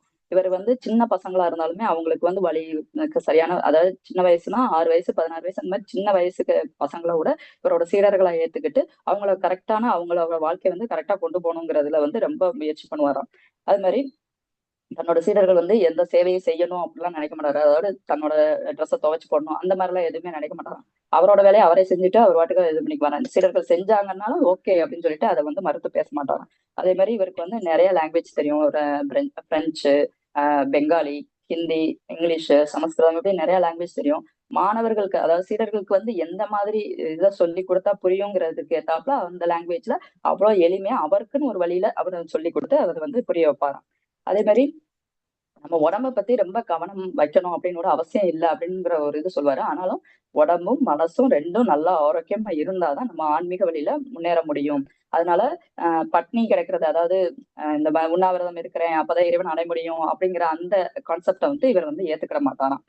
அதே மாதிரி ஒரு நோய் வருது, அது குணமாகுது, எல்லாமே வந்து நம்மளால நம்ம கற்பனைக்குள்ள நம்ம கொண்டு வர்றதுதான் எல்லாமே. நீ வந்து உனக்கு ஒரு நோய் இருக்கிறதா நினைச்சு அது இவ்வளவு கஷ்டப்படுத்துது அப்படின்னு நீ நினைச்சுக்கிட்டே இருந்தனா அது வந்து இன்னும் அதிகமாகும். அதே இது அந்த நோயை வந்து உங்க வீட்டுக்கு வந்த விருந்தாளியை நீங்க கண்டுக்கலைன்னா என்ன ஆகும்? அது அவங்க வந்து கிளம்பி போயிடுவாங்க இல்லையா? அது மாதிரி நீ அந்த நோயை வந்து கண்டுக்கடலை அப்படின்னா அந்த நோய் வந்து நம்மளை விட்டு போயிடும் அப்படிங்கிறத சொல்றாரு. அது மாதிரி இவர்கிட்ட சீடர்களா இருக்கிறவங்க வந்து ரொம்ப கம்மிதான். ஏன்னா இவர் வந்து ரொம்ப கண்டிப்பா ஒரு சில இடங்கள்ல ரொம்ப கண்டிப்பா இருக்கு, ரொம்ப குறை சொல்லுவாரு, இப்படி இருக்கா அப்படி இருக்கன்ட்டு ரொம்ப சொல்லுவாரா. அதனால இவரோட சீடர்கள் வந்து ரொம்ப தொடர்ந்து, அதாவது நிறைய பேர் கிடையாது, கொஞ்சம் பேர் தான் இருப்பாங்க. அவரை வந்து முழுசா நம்புறவங்க மட்டும்தான் இவங்க கிட்ட சீடர்களா இருப்பாங்க அப்படிங்கிறத சொல்றாரு. ஏன்னா இப்ப எப்படி நம்ம முகுந்தன் வந்து தன்னை வந்து அப்படியே அர்ப்பணிச்சிட்டாரு, நீங்க நீங்க என்ன சொன்னாலும் நான் ஏத்துக்கிறேன் அப்படிங்கிற மாதிரி இருந்தாரு இல்லையா? அது மாதிரி இருக்கிறவங்களுக்கு வந்து முழுசா வழிகாட்டுவாரு. ஒவ்வொரு விஷயங்களையும் அவரோட ஒரு சின்ன சின்ன இப்ப சொன்னோம் இல்லையா, அவரோட எண்ணத்துக்கு அவர் என்ன யோசிக்கிறாரு முதற்கொண்டு பார்த்து அவர் வந்து கரெக்டா சரி பண்ணி கொண்டு போகக்கூடிய பொறுப்பு வந்து அவர்கிட்ட இருக்கிறதா, யுக்தேஸ்வரர் வந்து தன்கிட்ட இருக்கிறதா நினைச்சு அவர் வந்து எல்லாரையும் கரெக்டா கொண்டு போவார். அதே இது இவரை பிடிக்கல, இவரை ஏத்துக்க முடியல, இவர் சொல்ற விஷயங்களை ஏத்துக்க முடியல அப்படின்னா உடனே கிளம்பி வெளியே போய்க்கலாம், நீ இருக்கணும்னு அவசியம் இல்லை அப்படிங்கிற மாதிரி உடனே வெளிப்படையா சொல்லிடுவாராம். அதனால அவங்களோட அந்த குரு அஹ் சீடர்கள் வந்து ரொம்ப கிடையாது அப்படிங்கிறார். இவர்கிட்ட முகுந்தன்ட்ட இருக்கிற ஒரு பெரிய விஷயம் என்னன்னா ஞாபக மருதி. பெரிய மைனஸ் என்ன அப்படின்னா ஞாபக மருதி. ஏதாவது ஒண்ணு சொல்லியிருப்பாரு, இவர் செய்யாம விட்டுருவாரு. அதே மாதிரி சம்டைம்ஸ் என்னன்னா என்ன எதுக்காக இது பண்றோன்னே இல்லாம ரொம்ப கவலைப்பட்டு உட்காந்துட்டு இருப்பாங்க முகுந்தன். அப்புறம் ஒரு சில சமயங்கள்ல வந்து ஏதாவது செய்யணும் அப்படின்னு சொல்லிட்டு பொறுப்பெடுத்து செய்ய மாட்டாராம். ஆசிரமத்திலேயே தான் இருக்காரு அப்படின்னாலும் இதை நான் செய்யறேன் அப்படின்னு சொல்லிட்டு எதையுமே பொறுப்பெடுத்து செய்ய மாட்டாராம். இதெல்லாம் வந்து குரு சொல்லிட்டே இருப்பாராம், இப்படி செய்யாத இப்படி இரு அப்படின்னு சொல்லிட்டு அப்பப்ப சொல்லிக்கிட்டே இருப்பாராம். ஆனாலும் வந்து குருட்ட வந்து அந்த அர்ப்பணிப்பு உணர்வோட நம்ம இருந்தோம் அப்படின்னா நம்மளோட அகந்தை, நம்மளோட அறியாமை எல்லாமே வந்து காணாம போயிடும். அவர் வந்து எப்பயுமே ஒரு நன்றி உணர்வோட இந்த பிரபஞ்சத்துல வந்து நமக்கு இலவசமா இந்த கொடுக்குற அந்த மூச்சு காற்று இல்லைன்னா நம்ம வந்து உயிர் வாழ முடியாது. அந்த அந்த இதுக்கு வந்து நீ எப்பயுமே நன்றி சொல்லி நன்றி உணர்வோட நீ இருக்கணும், அந்த இறைவனுக்கு வந்து நன்றி சொல்லணும் அப்படின்னு சொல்லிட்டு சொல்லுவாராம். ஆனாலும் நிறைய இடங்கள்ல இவரும் திட்டு வாங்குவாராம். டைரக்டா திட்டுவாராம், இல்லாட்டினா ஏதாவது சொல்லி விட்டுருவாராம். அந்த மாதிரி நிறைய விஷயங்கள் நடந்திருக்கு. இது எல்லாமே எதுக்காக? நம்மள திருத்திக்கிறதுக்காக தான் அவர் அப்படி நடந்துக்கிறாரு அப்படிங்கிறத இவர் முழுசா புரிஞ்சுக்கிட்டாராம். அதுக்கப்புறம் ஒரு நாள் என்ன ஆச்சுன்னா, இவரோட அப்பா இதுக்கு பகவதி சரண் இருக்காரு இல்லையா, நம்ம முகுந்தனோட அப்பா வந்து இவரை பாக்குறதுக்காக வந்திருக்காரு. வந்தபோது குருவை பார்த்து சந்திரிச்சு கொஞ்ச நேரம் பேசிட்டு அப்புறமா வந்து, என்ன உன்னை பத்தி குரு வந்து இவ்வளவு கம்ப்ளைண்ட் சொல்றாரு, நீ ரொம்ப நல்ல பையனா இங்க இருப்பேன்னு நினைச்சேன் அப்படின்னு சொல்லிட்டு வந்து சொன்ன உடனே இவருக்கு ரொம்ப அழுகையே வந்துருது. உடனே போயிட்டு, என்ன குருவே எங்க அப்பாட்ட போய் நீங்க இப்படி சொல்லியிருக்கீங்க அப்படின்னு சொல்லி கேட்ட உடனேயும் சரி நான் சொன்னது தப்பு, இவர் வந்து நான் சொன்னது தப்புதான், நான் இனிமேல் இப்படி செய்ய மாட்டேன் அப்படிங்கிற மாதிரி சொல்றாராம். ஏன் அப்படி நடந்துக்கிட்டாரு அப்படின்னா, இவரை திருத்தணுங்கிறதுக்காக இந்த மாதிரி சின்ன சின்ன கம்ப்ளைண்ட்ஸ் இருக்கு அவர் மேலாங்கிறதுக்காக வந்து பெருசா சொன்ன உடனே அவங்க அப்பா என்ன நினைச்சிட்டாரு, இவன் வந்து ஒழுங்கினமா இங்க இருக்கான் அப்படிங்கிற மாதிரி நினைச்சிட்டாரு இல்லையா. இன்னொரு காரணம் வந்து குரு சொல்றதை கேட்காம இவர் என்ன பண்ணாருன்னா ஒருத்தன் வந்து ஒருத்தரை வந்து இந்த ஆன்மீக வழிக்கு கொண்டு வரணுங்கிறதுக்காக நிறைய ட்ரை பண்ணிக்கிட்டு இருந்தாராம். இது வந்து குருவுக்கு பிடிக்கல. அது இந்த மாதிரியான சின்ன சின்ன காரணங்களுக்காக தான் இவர் வந்து இந்த மாதிரி இவரை பத்தி கம்ப்ளைண்ட் பண்ணியிருக்காரு. அப்புறம் ஆனா இவர் வந்து போய் ஏன் குருவே இப்படி சொன்னீங்க அப்படின்னு சொல்லி கேட்ட உடனே சரி நான் இனிமேல் இப்படி சொல்ல மாட்டேன் அப்படின்னு சொல்லிட்டு அதை ஏத்துக்கிட்டாராம். ஒரு குரு அப்படின்னா நான் இப்படிதான் அப்படிங்கிற மாதிரி கெத்தா நான் சொன்னது ரைட்டு தானே அப்படின்னு சொல்லி பேசாம, சரி நான் ஏத்துக்கிறேன் நீ சொன்னதை அப்படிங்கிற மாதிரி ஏத்துக்கிட்டது வந்து பார்த்தோன்னயுமே இவருக்கு வந்து அப்படியே வாயடிச்சு போயிட்டாராம். சரிங்க, அவர் வந்து நம்மளை திருத்துறதுக்காக தான் இந்த மாதிரி சொல்றாரு அப்படிங்கிறதுனால அவர் சொல்றதையும் அவரு ஏத்துக்கிட்டாராம். அதனால எப்பயுமே வந்து சின்ன சின்ன விஷயத்துக்கு கூட கூர்ந்து கவனிச்சு இதை நீ இப்படி செய்யணும், அப்படி இருந்துக்கிடணும், இப்படி மாறணும் அப்படிங்கிறத வந்து ரொம்ப அழகா எனக்கு வழிகாட்டினாரு அப்படின்னு சொல்லிட்டு இவர் சொல்றாரு. நிறைய சீடர்கள் வந்து இவரை வந்து புரிஞ்சுக்கிட மாட்டாங்க. ஏன்னா எப்ப பார்த்தாலும் இப்படி ஏதாவது குறை சொல்றாங்க. நம்ம குறை சொன்னாங்க அப்படின்னாலே நம்மளுக்கு வந்து ஒரு உள்ளுக்குள்ள வந்து ஒரு இது வந்துரும். என்ன எப்ப பார்த்தாலும் இப்படி சொல்லிட்டே இருக்காங்க அப்படின்னு சொல்லிட்டு நம்ம வந்து கோச்சுட்டு இது பண்ணுவோம் இல்லையா? அந்த மாதிரி இல்லாம அந்த வெறுப்புங்கிற அந்த இவர்ட்ட வந்து குருட்ட வந்து ஒரு அர்ப்பணிப்பு உணர்வோட இருக்கும்போது அந்த வெறுப்புங்கிறது காணாம போயிடுச்சு அப்படின்னா தான் நம்ம வந்து அவர்ட்ட இருந்து எல்லா விஷயத்தையும் கத்துக்கிட முடியும் அப்படிங்கிறது இவரோட வாழ்க்கையில இது சொல்றாரு. இப்ப இவர் வந்து இப்படி ஆசிரமத்திலே இருக்கிறதுனால அங்க இருக்கிற விஷயங்களை மேற்பார்வை பாக்குற பொறுப்பை இவர்கிட்ட கொடுத்துட்றாரு. இப்படி இருக்கும்போது ஒரு நாள் பக்கத்துல இருந்து கிராமத்துல இருந்து குமாருங்கிற ஒருத்தர் வந்து புதுசா வந்து ஜாயின் பண்றாரு. அவரை பார்த்ததுல இருந்தே யுக்தேஸ்வரருக்கு வந்து ஏதோ அளவு கடந்த அன்பு அவர் மேல. அதனால என்னன்னா ரொம்ப பாசமா இதை செய்ய அதை செய்யணும் அவரை கூடவே வச்சுக்கிறாரு. அவர் சொல்ற எல்லாத்தையும் அந்த குமாருங்கிறவர் ஏதாவது சொன்னாலும் அதை அப்படியே ஏத்துக்கிறாரு. அப்படியே இருக்கிறத பார்க்கும்போது மத்த சீடர்களுக்கு எல்லாம் கொஞ்சம் பொறாமையா இருக்கு. ஆனா முகுந்தன் வந்து அதை வந்து பெருசா நினைக்கல. சரி, ஏதோ குரு வந்து அவர்கிட்ட ரொம்ப அன்பா இருக்காரு அப்படிங்கிற மாதிரி கண்டுக்காம தான் இருந்தாராம். ஒரு 3 வாரம் ஆயிருக்கும். வந்து அவரு புதுசா வந்து ஒரு 3 வாரம் தான் ஆயிருக்கும். ம முகுந்தன கூப்பிட்டு, "நீ இவ்வளவு நாள் பார்த்துக்கிட்டு இருந்த பொறுப்ப வந்து இவன்ட்ட ஒப்படைச்சுரு. நீ வந்து கிச்சன்ல இருக்க வேலைகள கவனி" அப்படிங்கிற மாரி சொல்லிடுறாரு. சரி குரு சொல்லிட்டாருன்ட்டு இவரும் அத ஏத்துக்கிட்டு, இவர வந்து தலைமை பொறுப்பா எல்லாத்தையும் பொறுப்பா பார்த்துக்கிட சொல்லிட்டு இவர் விலகிர்றாரு. அதாவது அந்த வேலைக்கு போயிர்றாரு. அப்படி இருக்கும்போது என்ன ஆகுதுன்னா தலைமை பொறுப்பு கிடைச்ச உடனேயுமே அந்த குமார் வந்து ரொம்ப ஹெட் வெயிட்டா எல்லாரையுமே வந்து ஒரு இது மாதிரி இப்படி செய்ய அப்படி செய்யணும் மத்த சீடர்கள் எல்லாம் வந்து ரொம்ப பாடப்படுத்த ஆரம்பிச்சிட்டாரு. மத்த சீடர்கள்லாம் உடனே என்ன பண்றாங்கன்னா போய் முகுந்தன்ட்ட போய் நீ இருக்கும் போதெல்லாம் எங்களுக்கு இவ்வளவு இப்படி இருந்தா நான் இவன் வந்து இப்படிலாம் பண்றான் இது பண்றான்னு சொல்லிட்டு போய் குறை சொல்றாங்க. ஆனாலும் இவர் என்னன்னா சரி நம்ம குருட்ட பேசிக்கலாம், நீங்க வந்து அவர் சொல்றதை கேட்டுக்கோங்க இது பண்ணிக்கோங்க அப்படிங்கிற மாதிரி அவங்கள இது பண்ணிடுறாங்க. இவர் வந்து அந்த குமார் வந்து டைரக்டா வந்து முகுந்தனை வந்து இதா சொல்றாரு. என்ன நீ நான் சொல்றதெல்லாம் நீ கேட்க மாட்ற, எல்லாரும் வந்து உன்ட்ட சொல்லிக்கிட்டு இருக்காங்க அப்படிங்கிற மாதிரி சொன்னா, ஆமா நீ இப்படியே நடந்துகிட்டு இருந்த அப்படின்னா ஒருவேளை நீ வந்து இந்த ஆசிரமத்தை விட்டு போறதுக்கான வாய்ப்பு கூட இருக்கு அப்படிங்கிற மாதிரி சொல்றாராம். உடனே என்ன என்னை பார்த்து நீ வெளியேற்றிருவியா என்னைய இந்த ஆசிரமத்தை விட்டுரு அப்படின்னு சொல்லிட்டு ஒரு மாதிரி பேசிட்டு குருட்ட போய் கம்ப்ளைண்ட் பண்றாரு. இந்த மாதிரி முகுந்தனை வந்து சமாளிக்கவே முடியல, இவர் இப்படி நான் சொல்றதெல்லாம் கேட்டு கண்டுக்கவே மாட்டாரு. அவரு என்னன்னா மத்த சீடர்களும் முகுந்தன் பக்கமே போறாங்க அப்படின்னு சொல்லிட்டு சொல்றாரு. சொன்னோனையும் குரு சொல்றாரு, ஆக்சுவலா உனக்கு வந்து இந்த தலைமை பொறுப்பை கொடுத்ததுக்கு காரணமே வந்து நீ எந்த அளவுக்கு அதை எடுத்துக்கிட்டு எவ்வளவு இதா பண்றேங்கிறத பாக்குறதுக்கு தான். ஏன்னா இவ்வளவு நாள் முகுந்தன் பார்த்தது எனக்கு தெரியும். அவன் கீழே எல்லாருமே இப்ப போறாங்க அப்படின்னா அவன் எந்த அளவுக்கு பண்பா நடந்துகிட்டாங்கிறது தெரியும். அத அதே அளவுக்கு பண்பு உன்கிட்ட இருக்காங்கிறத டெஸ்ட் பண்றதுக்காக தான் நான் உனக்கு இந்த பொறுப்பை கொடுத்தேன். ஆனா அவனுக்கு ஈக்குவலா நீ வர முடியாது அப்படிங்கிற மாதிரி சொல்லிடுறாரு. சொன்னோனையும் இவருக்கு வந்து ஒரு மாதிரி ஆயிருது. சரி அப்படின்னு சொல்லிட்டு கொஞ்ச நாள் கழிச்சு எங்க வீட்டுக்கு போயிட்டு வரேன் அப்படின்னு சொல்லிட்டு கிளம்பி போயிடுறாரு அந்த குமார். போயிட்டு கொஞ்ச நாள் கழிச்சு திரும்பி வர்றாரு. வர்றப்போ என்ன ஆகுதுன்னா முன்னாடி இருந்த குமார் மாதிரியே இல்லையாம். ரொம்ப மாறி போய் அதாவது இந்த உலக வாழ்க்கைக்கு இருக்கிற ஒரு சில கெட்ட பழக்கங்கள்லாம் பழகி இருந்த குமார் வந்து அப்படி ஒரு தேஜஸோட ஒரு ஒரு ரொம்ப அமைதி ஒரு ஒரு அந்த தியான பயிற்சி எல்லாம் பண்ணதுக்கு ரொம்ப நல்லா அவரோட முகத்தை பார்த்தாலே ஒரு இது இருக்கும். ஆனா இப்ப வந்த குமாரை பார்க்கும் போது எப்படி இருந்துச்சு அப்படின்னா ரொம்பவே மாறி போய் ரொம்ப பார்க்கவே பாவமா இருக்குங்கிற மாதிரி ரொம்ப ஒரு இதுல இருக்கிற மாதிரி இருந்தாராம்.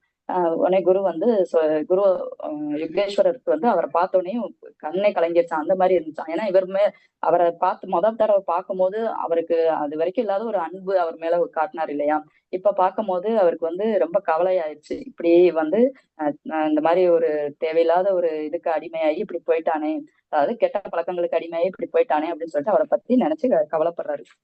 எப்பயுமே நம்மளோட புத்திங்கிறது வந்து அழிக்கவும் செய்யும், ஆக்கவும் செய்யும். அதை எப்படி நம்ம பயன்படுத்துறோங்கிறதுலதான் இருக்கு. நம்மளோட ஆசைகளோ, இந்த உலக வாழ்க்கையில இப்படி இருக்கணும் அப்படிங்கிற ஏதோ வந்து நம்மள வந்து கட்டுப்படுத்தக்கூடியதா இருக்கக்கூடாது. நம்ம மனச நம்ம கட்டுப்பாட்டுக்குள்ள வச்சுக்கிடணும். நம்மளோட சக்திகளை இந்த மாதிரி சேமிச்சு வச்சுக்கிடணும். தேவையில்லாத ஒரு உணர்ச்சிகளுக்கு அடிமையாகி அதுல வந்து நம்மளோட சக்திகளை வீணாக்க கூடாது அப்படிங்கிறது. அதே மட்டும் இல்ல இந்த மாதிரி இவர வாழ்க்கையில இருந்து நம்ம தெரிஞ்சுக்கிறது வந்து சுய கட்டுப்பாடுங்கிறதும் ரொம்ப முக்கியம். தேவையில்லாம ஒரு பழக்கத்துக்கு அடிமையானதுனாலதானே இந்த மாதிரி அவரோட வாழ்க்கை சீரழிஞ்சு போச்சு அப்படிங்கிறத சொல்றாரு. அப்புறம் இவர் வந்து துறவரத்துல இருந்தாலுமே தன்னோட அன்னை, அவங்க அம்மா இதுல வாரணாசியில இருந்தாங்க இல்லையா, அவங்கள அடிக்கடி போய் பாக்குறதும், அவங்களுமே வந்து இவர் வந்து பெரிய சன்னியாசி, அதாவது யுக்தேஸ்வரர் வந்து ரொம்ப பெரிய சன்னியாசியா இருந்தாலுமே அவர் வந்து சன்னியாசி அப்படிங்கிற இதுல வந்து பார்க்காம தன்னோட மகன் அப்படிங்கிற இதுலதான் அவங்களும் பார்த்து பேசுவாங்களாம், இது பண்ணுவாங்களாம். அவங்க இறந்து போனப்போ, அம்மா இறந்து போனப்போ இவர் வந்து அவங்களுக்கு, இவர் வந்து துறவரம் வாங்கிட்டாரு அப்படின்னாலுமே இல்லறத்துல இருக்கிறவங்க நம்ம என்ன எந்த மாதிரி காரியங்கள்லாம் பண்ணுவோமோ அது மாதிரி காரியங்கள்லாம் பண்ணாராம். இது வந்து எதுக்காக இதை சொல்றாங்க அப்படின்னா, இதே மாதிரி ஆதிசங்கரருமே வந்து தன்னோட அம்மாவுக்கு வந்து ஈமக்கிரியைகள்லாம் செஞ்சாங்க அப்படின்னு சொல்லுவாங்க. எதுக்காக இதை சொல்றாங்க அப்படின்னா, நம்ம வந்து சாஸ்திரங்கள் படி துறவரம் போயிட்டாங்க அப்படின்னா அவங்க வந்து இந்த மாதிரி அம்மாவுக்கு, அதாவது அவங்க குடும்பத்தாருக்கு வந்து போய் இந்த மாதிரி இதெல்லாம் செய்யக்கூடாது அப்படின்னு சொல்லிட்டு ஒரு விதி இருக்கு. ஆனா இவங்க எல்லாருமே வந்து இறைவனோட ஒன்றிணைந்தவர்கள். இந்த சங்கரரா இருக்கட்டும், நம்ம யுக்தேஸ்வரரா இருக்கட்டும், இவங்க எல்லாம் என்னன்னா இறைவனோட ஒன்றி போயிட்டாங்க. அவங்களுக்கு வந்து இந்த விதிகள்லாம் வந்து ஒண்ணுமே கிடையாது. இந்த சாஸ்திர விதிகள்ல வந்து நம்ம கொண்டு வந்தது. அதெல்லாம் வந்து இறைவனோட இணைந்த இவங்களுக்கு வந்து அது வந்து ஒரு பெரிய விஷயமே கிடையாது. இது வந்து தப்பு, இதுபடி செய்யக்கூடாது அப்படிங்கிற எந்த ஒரு கண்ட்ரோலும் கிடையாது அப்படிங்கிறத சொல்றாங்க, இந்த இதை சொல்றாரு. அதே மாதிரி யுக்தேஸ்வரர் வந்து எப்பயுமே என்னன்னா நிறைய விஷயங்களை யோசிக்கிற மாதிரி அப்படியே உட்காந்துருவாரு.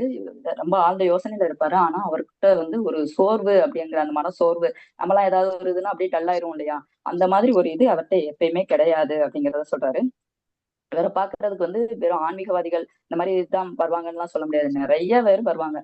பெரிய லாயர்ஸ் வருவாங்க, டாக்டர்ஸ் வருவாங்க, சயின்டிஸ்ட் வருவாங்க, இப்படி நிறைய பேர் வருவாங்க. இப்படிதான் ஒரு தடவை என்னன்னா ஒரு சயின்டிஸ்ட் வந்துட்டு ஆஹ் விஞ்ஞானத்தின் மூலமா உங்க உங்க உங்களுக்கு உங்களால இந்த இறைவனை வந்து பிரிச்சு காட்ட முடியுமா, இப்ப ஒரு பரிசோதனை பண்ணி இறைவன் இப்படிதான் இருப்பாரு அப்படின்னு உங்களால பிரிச்சு காட்ட முடியுமா அப்படின்னு சொல்லி ஒரு கொஸ்டின் கேட்கிறாரு.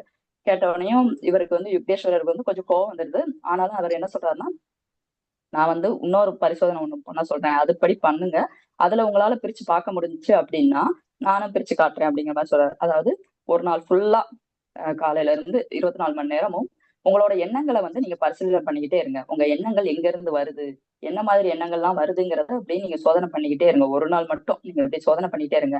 அதை சோதிச்சு பார்க்கும் போதே உங்களுக்கு தெரியும் கடவுள் பிரிச்சு கண்டுபிடிக்க முடியுமாங்கிறது உங்களால உணர முடியும் அப்படிங்கறத சொல்றாரு. அதே மாதிரி ஒரு நாள் என்னன்னா ஒரு பெரிய வித்வான், அவருக்கு நிறைய விஷயங்கள் தெரியும். அவர் என்ன பண்றாரு, ரொம்ப கெத்தா வந்துட்டு எனக்கு அது தெரியும் இது தெரியும் அப்படின்னு சொல்லிட்டு இதுல அவ்வளவு விளக்கங்கள் சொல்லியிருக்காங்க, அந்த பாடல்ல இப்படி சொல்லியிருக்காங்க அப்படின்ட்டு ரொம்ப நேரம் பேசிட்டு இருக்காரு.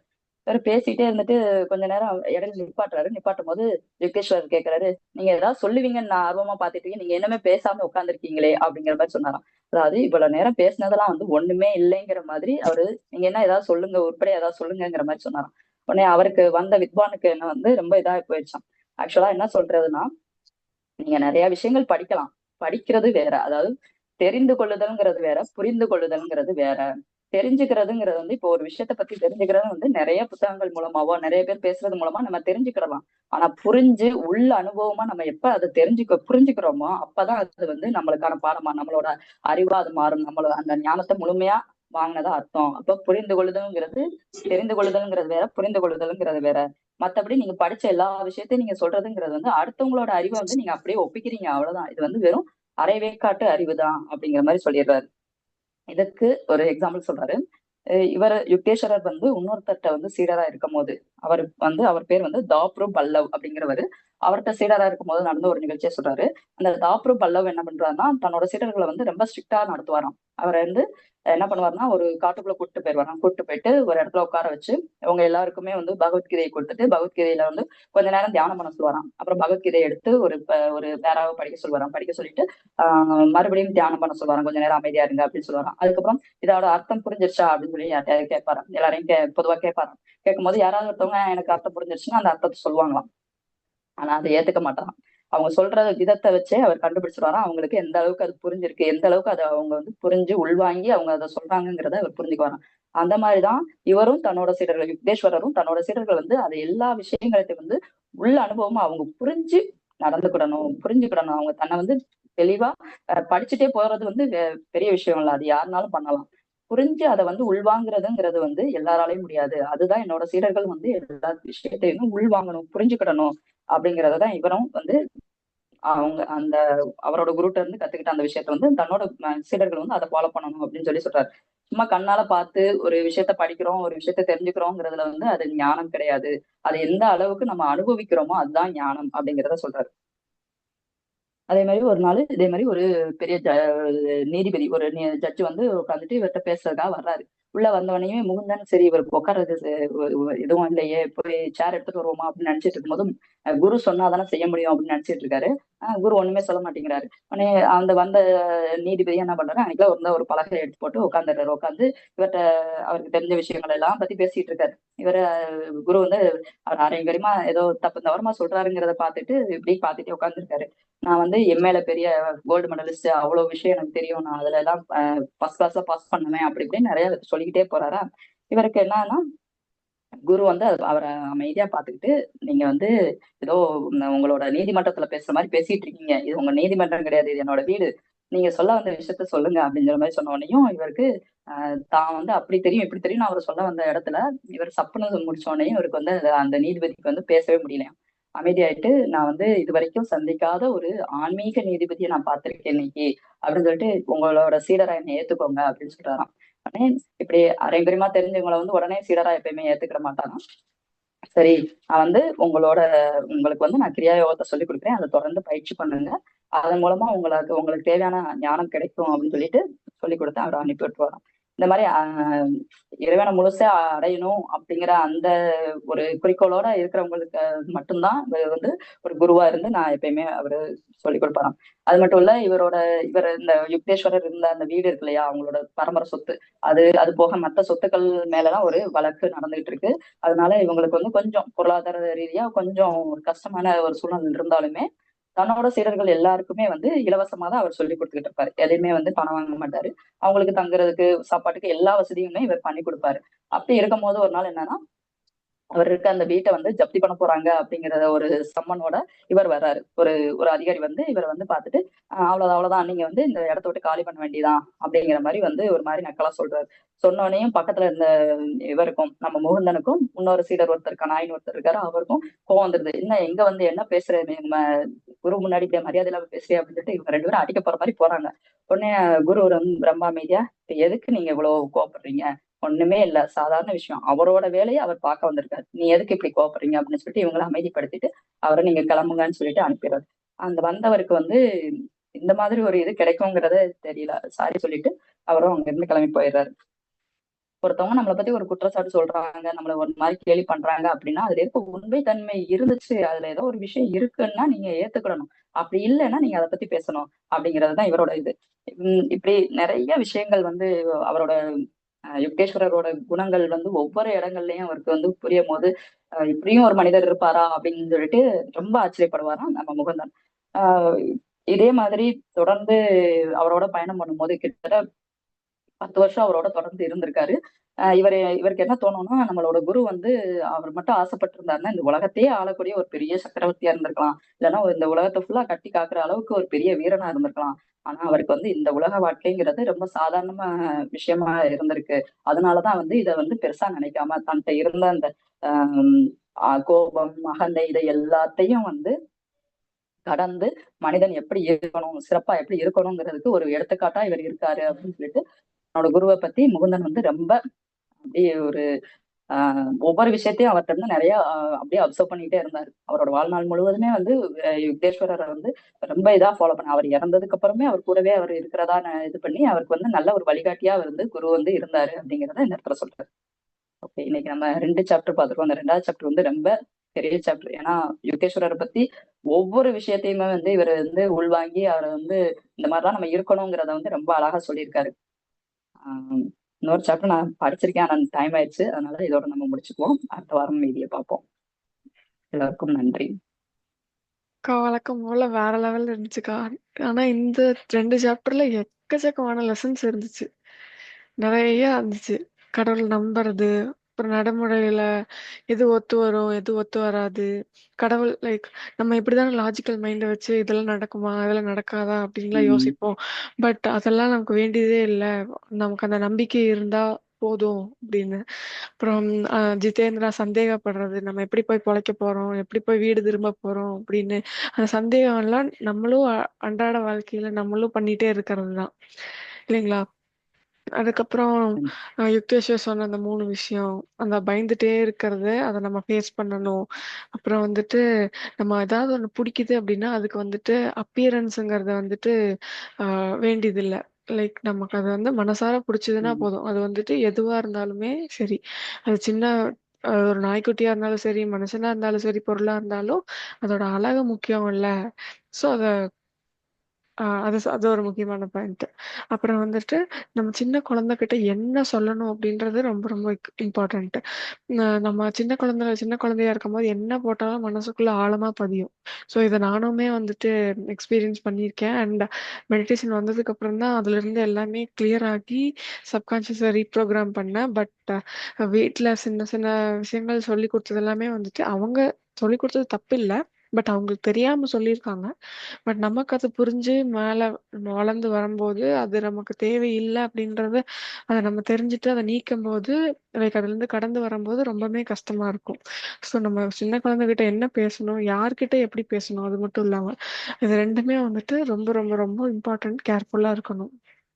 அப்புறம் காலையில எந்திரிச்சு ஒரு மெடிடேஷன் பண்றது. படுக்கையிலேயே எந்த வேலைய பார்க்கறதுனாலும் காலையில மெடிடேஷன் பண்ணிட்டு தான் பார்ப்பாரு. அப்புறம் நம்ம சாப்பாடு எந்த உடல் நம்ம உடல் எந்த உணவை எடுத்துக்குமோ அந்த சாப்பாட சாப்பிடணும். அதுவும் சாத்வீகமா இருக்குதுன்றதுக்காக ஃபுல்லா போட்டு கொட்டி சாப்பிடக்கூடாது. எல்லாரையும் ஆன்மாவா பார்க்கறது. பணக்காரங்க, ஏழையான்னு பார்க்காம எல்லாரையுமே ஒரே மாரி பார்க்கறது. எல்லார்கிட்ட இருந்தும் ஏதாவது ஏதாவது ஒண்ணு கத்துக்கலாம். இவங்க கிட்ட ஒண்ணும் இல்ல. இவங்க கிட்ட ஒண்ணும் இப்ப கத்துக்க முடியாது. அப்படி இல்லாம யார்கிட்ட வேணாலும் எத வேணாலும் கத்துக்கலாம். சின்ன விஷயமா இருந்தாலும் பரவால்ல. ஸோ அவரோட வார்த்தைகள்ல ஞானமும், தன்னம்பிக்கையும் வெளிப்பட்டது. நம்ம பவர் ஆஃப் ஸ்பீச் புக்ல பார்த்திருப்போம். நம்ம பேசுற வார்த்தையிலிருந்து நம்மளோட ஞானம் வந்து வெளிப்படணும் அப்படின்னு. ஸோ அதுவும் இதுல இருக்கு. இறைவனும் நாமளும் ஒண்ணுதான். எந்த டைம்ல வேணாலும் மெடிடேஷன் பண்ணலாம். எந்த டைம்ல வேணாலும் நம்ம இறைவன் கூட இருக்கலாம். இந்த டைம் தான் பண்ணணும், அந்த டைம் தான் பண்ணணும், நைட் பண்ணக்கூடாது, காலையில தான் பண்ணணும் அப்படின்றது கிடையாது. ஸோ தியானம் அப்படின்றது இறைவனை அடையக்கூடிய ஒரு வழி. உலகமே மாறணும்னு நினைக்கக்கூடாது. உன்னதான் நீ மாத்திக்கணும். நம்மள தான் நாம மாத்திக்கணும். ஸோ வெளிய இருக்க எல்லாமே வந்துட்டு நம்ம பிரச்சனையா பார்க்கக்கூடாது. ஸோ எதுவுமே வந்துட்டு நமக்கு தொல்லை இல்ல. நம்ம எவ்வளோக்கு எவ்வளோ உள்ள போறோமோ, வெளியில இருக்கிற எதுவுமே நம்மள வந்துட்டு டிஸ்டர்ப் பண்ணாது. கொல்லணும் அப்படின்ற எண்ணமே இருக்கக்கூடாது அப்படின்னு சொல்லுது பதஞ்சலி. சரிங்களா? ஸோ அன்பா பழகுறப்போ துன்பம் இருக்காது. பாசமா இருக்கும்.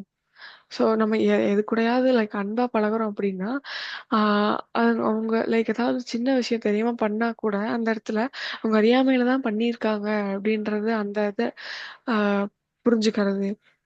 தென் அந்த அந்த பாம்புக்கு கூட பாசத்த காட்டுனது.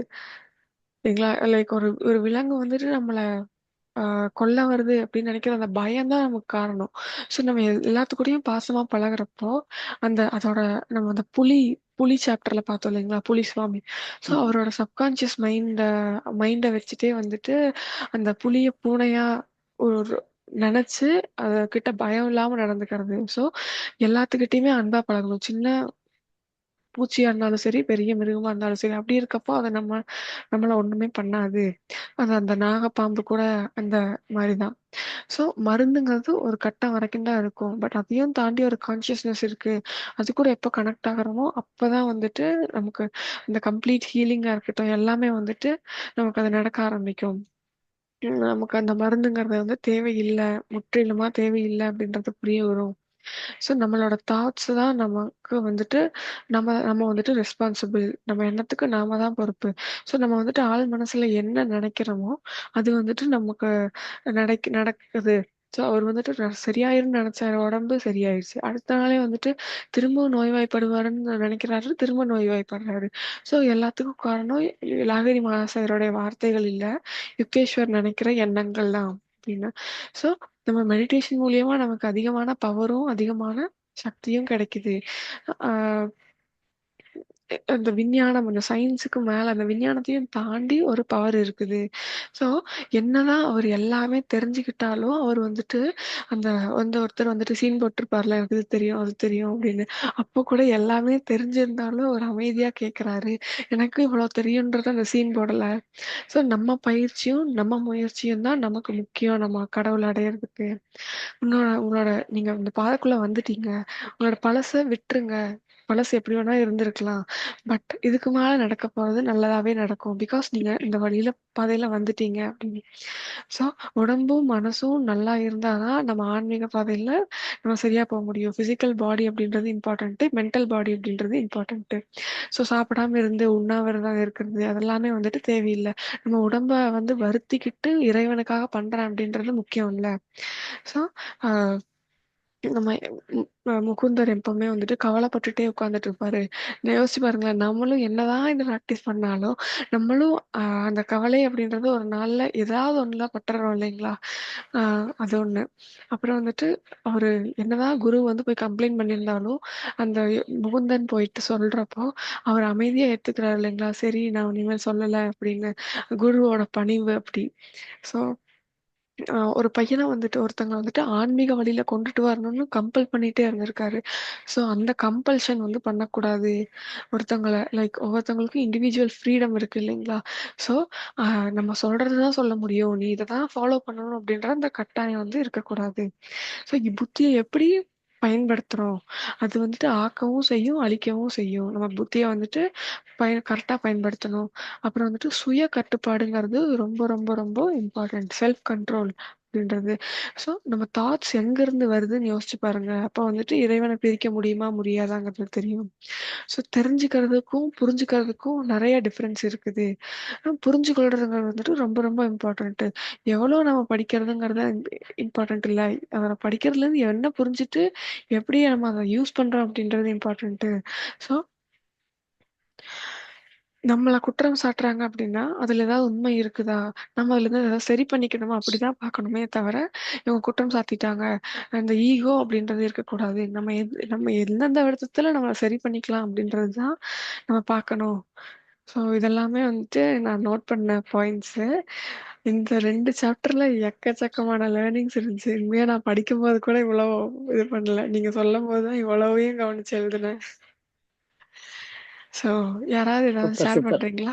அழகா பாயிண்ட்ஸ், அழகா எல்லா பாயிண்ட்ஸையும் வந்து கவர் பண்ணிட்டீங்க. நிறைய நோட் பண்ணிருக்கீங்க. சூப்பர்.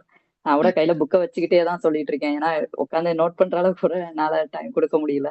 ஆக்சுவலா இந்த 2வது சாப்டர் வந்து நிறைய இருந்ததுனால திரும்பி திரும்பி என்னால படிக்கிறது கூட டைம் கொடுக்க முடியலன்னு சொல்லிட்டு நேற்று நைட்டு தான் உட்காந்து மறுபடியும் ஒருக்கா படிச்சேன். நான் இவ்வளவு விஷயங்கள் இருக்கு, இதை வந்து நான் ஏத்துக்கிறதுக்கே எனக்குள்ள அது போறதுக்கே வந்து ரொம்ப டைம் ஆச்சு. ஒரு தடவை 2 நாளுக்கு முன்னாடி படிச்சேன். ஆனாலும் அதை வந்து முழுசா படிச்சோங்கிற அந்த உணர்வே எனக்கு இல்ல. இன்னும் நம்ம மறுபடியும் படிக்கணும். இன்னும் ஏன்னா அந்த யுக்தேஸ்வரோட வாழ்க்கை அவர் வந்து அந்த அளவுக்கு நிறைய விஷயங்கள் ஒவ்வொரு ஒவ்வொரு பாயிண்டையுமே முகுந்தன் வந்து கவனிச்சு சொல்லியிருக்காரு. தன்னோட குருட்ட இருந்து எவ்வளவு விஷயங்களை வாங்க முடியுமோ அவ்வளத்தையும் வாங்கி சொல்லியிருக்காரு இந்த புக்ல. அப்போ அதுல வந்து அவ்வளவு விஷயங்கள் இருக்கு. எதையுமே விட்டுறக்கூடாதுங்கிற மாதிரிதான் எனக்கு தோணுச்சு. எல்லாத்தையும் நம்ம சொல்லணும் அப்படிங்கிற மாதிரி இருந்துச்சு. ரொம்ப நல்ல ஒரு இது. ஆமாக்கா. தேங்க்யூ. கண்டிப்பா. இந்த புக்கு ஃபுல்லாமே இப்படிதான் இருக்கும். நெறையாவே படிக்க முடியாது. படிச்சா முன்னாடி படிச்சதெல்லாம் எங்கடா போச்சு? என்னடா படிச்சோம்? அப்படின்னு இருக்கும். ஸோ திரும்ப திரும்ப திரும்ப திரும்ப படிக்க வேண்டியதா இருக்கும். ரொம்ப சூப்பரா இருக்கும். அதுவும் நம்ம செஷனுக்காக நம்ம திரும்ப திரும்ப படிக்கும்போது, நம்ம தான் இன்னும் நல்லா உள்வாங்கிக்குவோம். அதுல நமக்கு ஒரு அட்வான்டேஜ் பிளஸ். தமிழரசி மேம், வணக்கம். Hi ma'am. வணக்கம். வணக்கம் வணக்கம். ரொம்ப ரொம்ப நல்லா இருந்துச்சு சௌபார்ணிகா பேசுறது, பாரதி பேசுறது கேட்கறதுக்கு ரொம்ப நல்லா இருக்கு. நிறைய படிச்சுட்டு நம்ம உணரணும், நம்மளை தெளிவுபடுத்திக்கணும், நம்ம எப்படி நடந்துக்கணும் அப்படின்னு சொல்லிட்டு வாழ்க்கையில ஒவ்வொரு விஷயமும் நம்ம டெய்லி யூஸ் பண்ணணும் நம்ம. ஆமா மேம். கண்டிப்பா. ரொம்ப ரொம்ப நல்லா இருந்துச்சு. பாரதி மேம் பேசுறதும் நல்லா இருந்துச்சு. சௌபார்ணிகா வந்து அந்த அந்த அவங்க சொன்ன இதுல வந்து எதை நம்ம சரி. வாழ்க்கையில கொண்டு வரணும், அந்த தெளிவா அந்த வந்து பாயிண்ட்லாம் சொன்னீங்கல்ல, அது மிக மிக மிக அருமை. பாரதி மேம் பேசுறது, சௌபார்ணிகா கொண்டு வர்றது எல்லாமே ரொம்ப நல்லா இருக்கு கேட்கறதுக்கு. எனக்கு ரொம்ப பிடிச்சிருக்கு. Thank you ma'am. ரொம்ப தேங்க்யூ மேம். நன்றி. Thank you ma'am. எல்லாரும் அத்தனை பாரதி என்ன ஆக்சுவலா மோட்டிவேஷன். ஒவ்வொரு நாளுமே பாரதி என்ன சொல்லுங்க மேம். பாத்துட்டியா? பாத்துட்டேன். ஆக்சுவலா நம்ம தமிழரசு மேம்கிட்ட போன தடவை பேசும்போது நீங்க அன்மியூட் பண்ணிட்டு நீங்க கண்டிப்பா இந்த தடவை பேசணும் அப்படின்னு சொல்லியிருந்தேன். அதே மாதிரி இன்னைக்கு வந்து பேசுனதுக்கு ரொம்ப ரொம்ப ரொம்ப நன்றி. நன்றி. உங்க 2 பேரையும் ஒவ்வொரு நான் தடவையுமே பார்த்ததுக்கு ரொம்ப நன்றி. முடிஞ்சவனே எனக்கு இறைவனுக்கு நன்றி. கண்டிப்பா எனக்கு கண்டிப்பா ரொம்ப சந்தோஷமா நம்மளெல்லாம் இப்படி இருக்கு. கனெக்ட் பண்றதுக்கு ரொம்ப ஆமா சந்தோஷமா இருக்கு. ஆமா. புக்கு புக் வாங்கிட்டேன். வாங்கிட்டீங்களா மேம்? புக்கு சூப்பர் வாங்கிட்டேன். Super super. Okay super. இந்த புக்கு தானம்மா? ஆமா படி மேம். அதேதான். ஆமா ஆமா ஆமா ஆமா புக்கு வாங்கிட்டேன். நான் ஒரு சாப்டர் தான் படிச்சிருக்கேன். நேத்து கெஸ்ட் வந்துட்டாங்க. நான் படிக்கிறேன் இப்போ. இன்னும் சீக்கிரமா படிக்கணும்னு ஆர்வம் வருது. கண்டிப்பா. சூப்பரா கொஞ்சம் இருக்கும். கொஞ்சமா படிங்க. ஒன்னும் ஆமா. அவசரம் இல்ல. நிதானமா சௌபர்ணிகா படிச்சுட்டு, சொன்ன மாரி அத நம்ம வாழ்க்கையில நம்ம ம், கொண்டு வரணும் எல்லாமே. அதுதான் நம்மளுடைய சக்சஸ் இருக்கு. கண்டிப்பா கண்டிப்பா கண்டிப்பா. உங்க 2 பேரையும் சந்திச்சது ரொம்ப ரொம்ப சந்தோஷம். எனக்கும் உங்க தேங்க்யூ உங்க மேம். கூட தேங்க்யூ. எல்லாரும் ஜாயின் பண்றதுல ரொம்ப சந்தோஷமா ஆமா, இருக்கு. ஆமா. ஓகே. தேங்க் யூ தேங்க்யூம்மா. மேம். தேங்க்யூ. ஓகே. ஓகே. வேற யாராவது சொல்ல விரும்புறீங்களா ஏதாவது? வணக்கம் பாரதி மேடம், சௌபர்ணிகா. ரொம்ப சந்தோஷம் உங்களை பார்த்ததுல. ரொம்ப நளினி இன்ட்ரெஸ்டிங்கா மேடம் இருக்கு. ரொம்ப நாள் கேட்க கழிச்சு கேட்க நிறைய தெரிஞ்சுக்கணும். ரொம்ப சந்தோஷம் பாரதி மேடம். இப்பதான் நேரம் பாக்குறேன் உங்களை. Thank you thank you ma'am. Nalini madam thank you. வந்து திரை ப்ரோக்ராம் அடிக்கடி பார்த்திருக்கோம். இன்னைக்கு தான் உங்களோட பேசுறதுக்கான வாய்ப்பு கிடைச்சிருக்கு. தேங்க்யூ கண்டிப்பா. மேம். ரொம்ப அருமையா இருக்கு. கருத்துக்கள் ஒன்னொன்னு கேட்க கேட்க இந்த புக்கு வாங்கணும்ன்ற எண்ணம் இருக்கு. கண்டிப்பா கூடிக்கிட்டு பிரபஞ்சம் எனக்கு வாங்கி கொடுத்துருன்ற நம்பிக்கை இருக்கு. உங்க 2 பேருக்கும் ரொம்ப சந்தோஷம். கருத்துக்கள் கேட்க கேட்க கேட்க ரொம்ப சந்தோஷமா இருக்கு. தெள்ளத் தெளிவா இவ்வளோ அழகா ஒன்னொன்னையும் இவ்வளோ அருமையா சொல்றேன் நீங்க. அத எப்படி என்னோட சந்தோஷத்தை வெளிப்படுத்துறதுன்னு தெரியல. என்னுடைய நன்றியை நான் தெரிவிச்சுக்கிறேன் 2 பேருக்குமே. தேங்க்யூமா. Thank you. Thank you thank you ma'am. Ma'am. Thank you so thank you. Much. Thank okay. வேற யாராவது ஷேர் பண்ண விரும்புறீங்களா?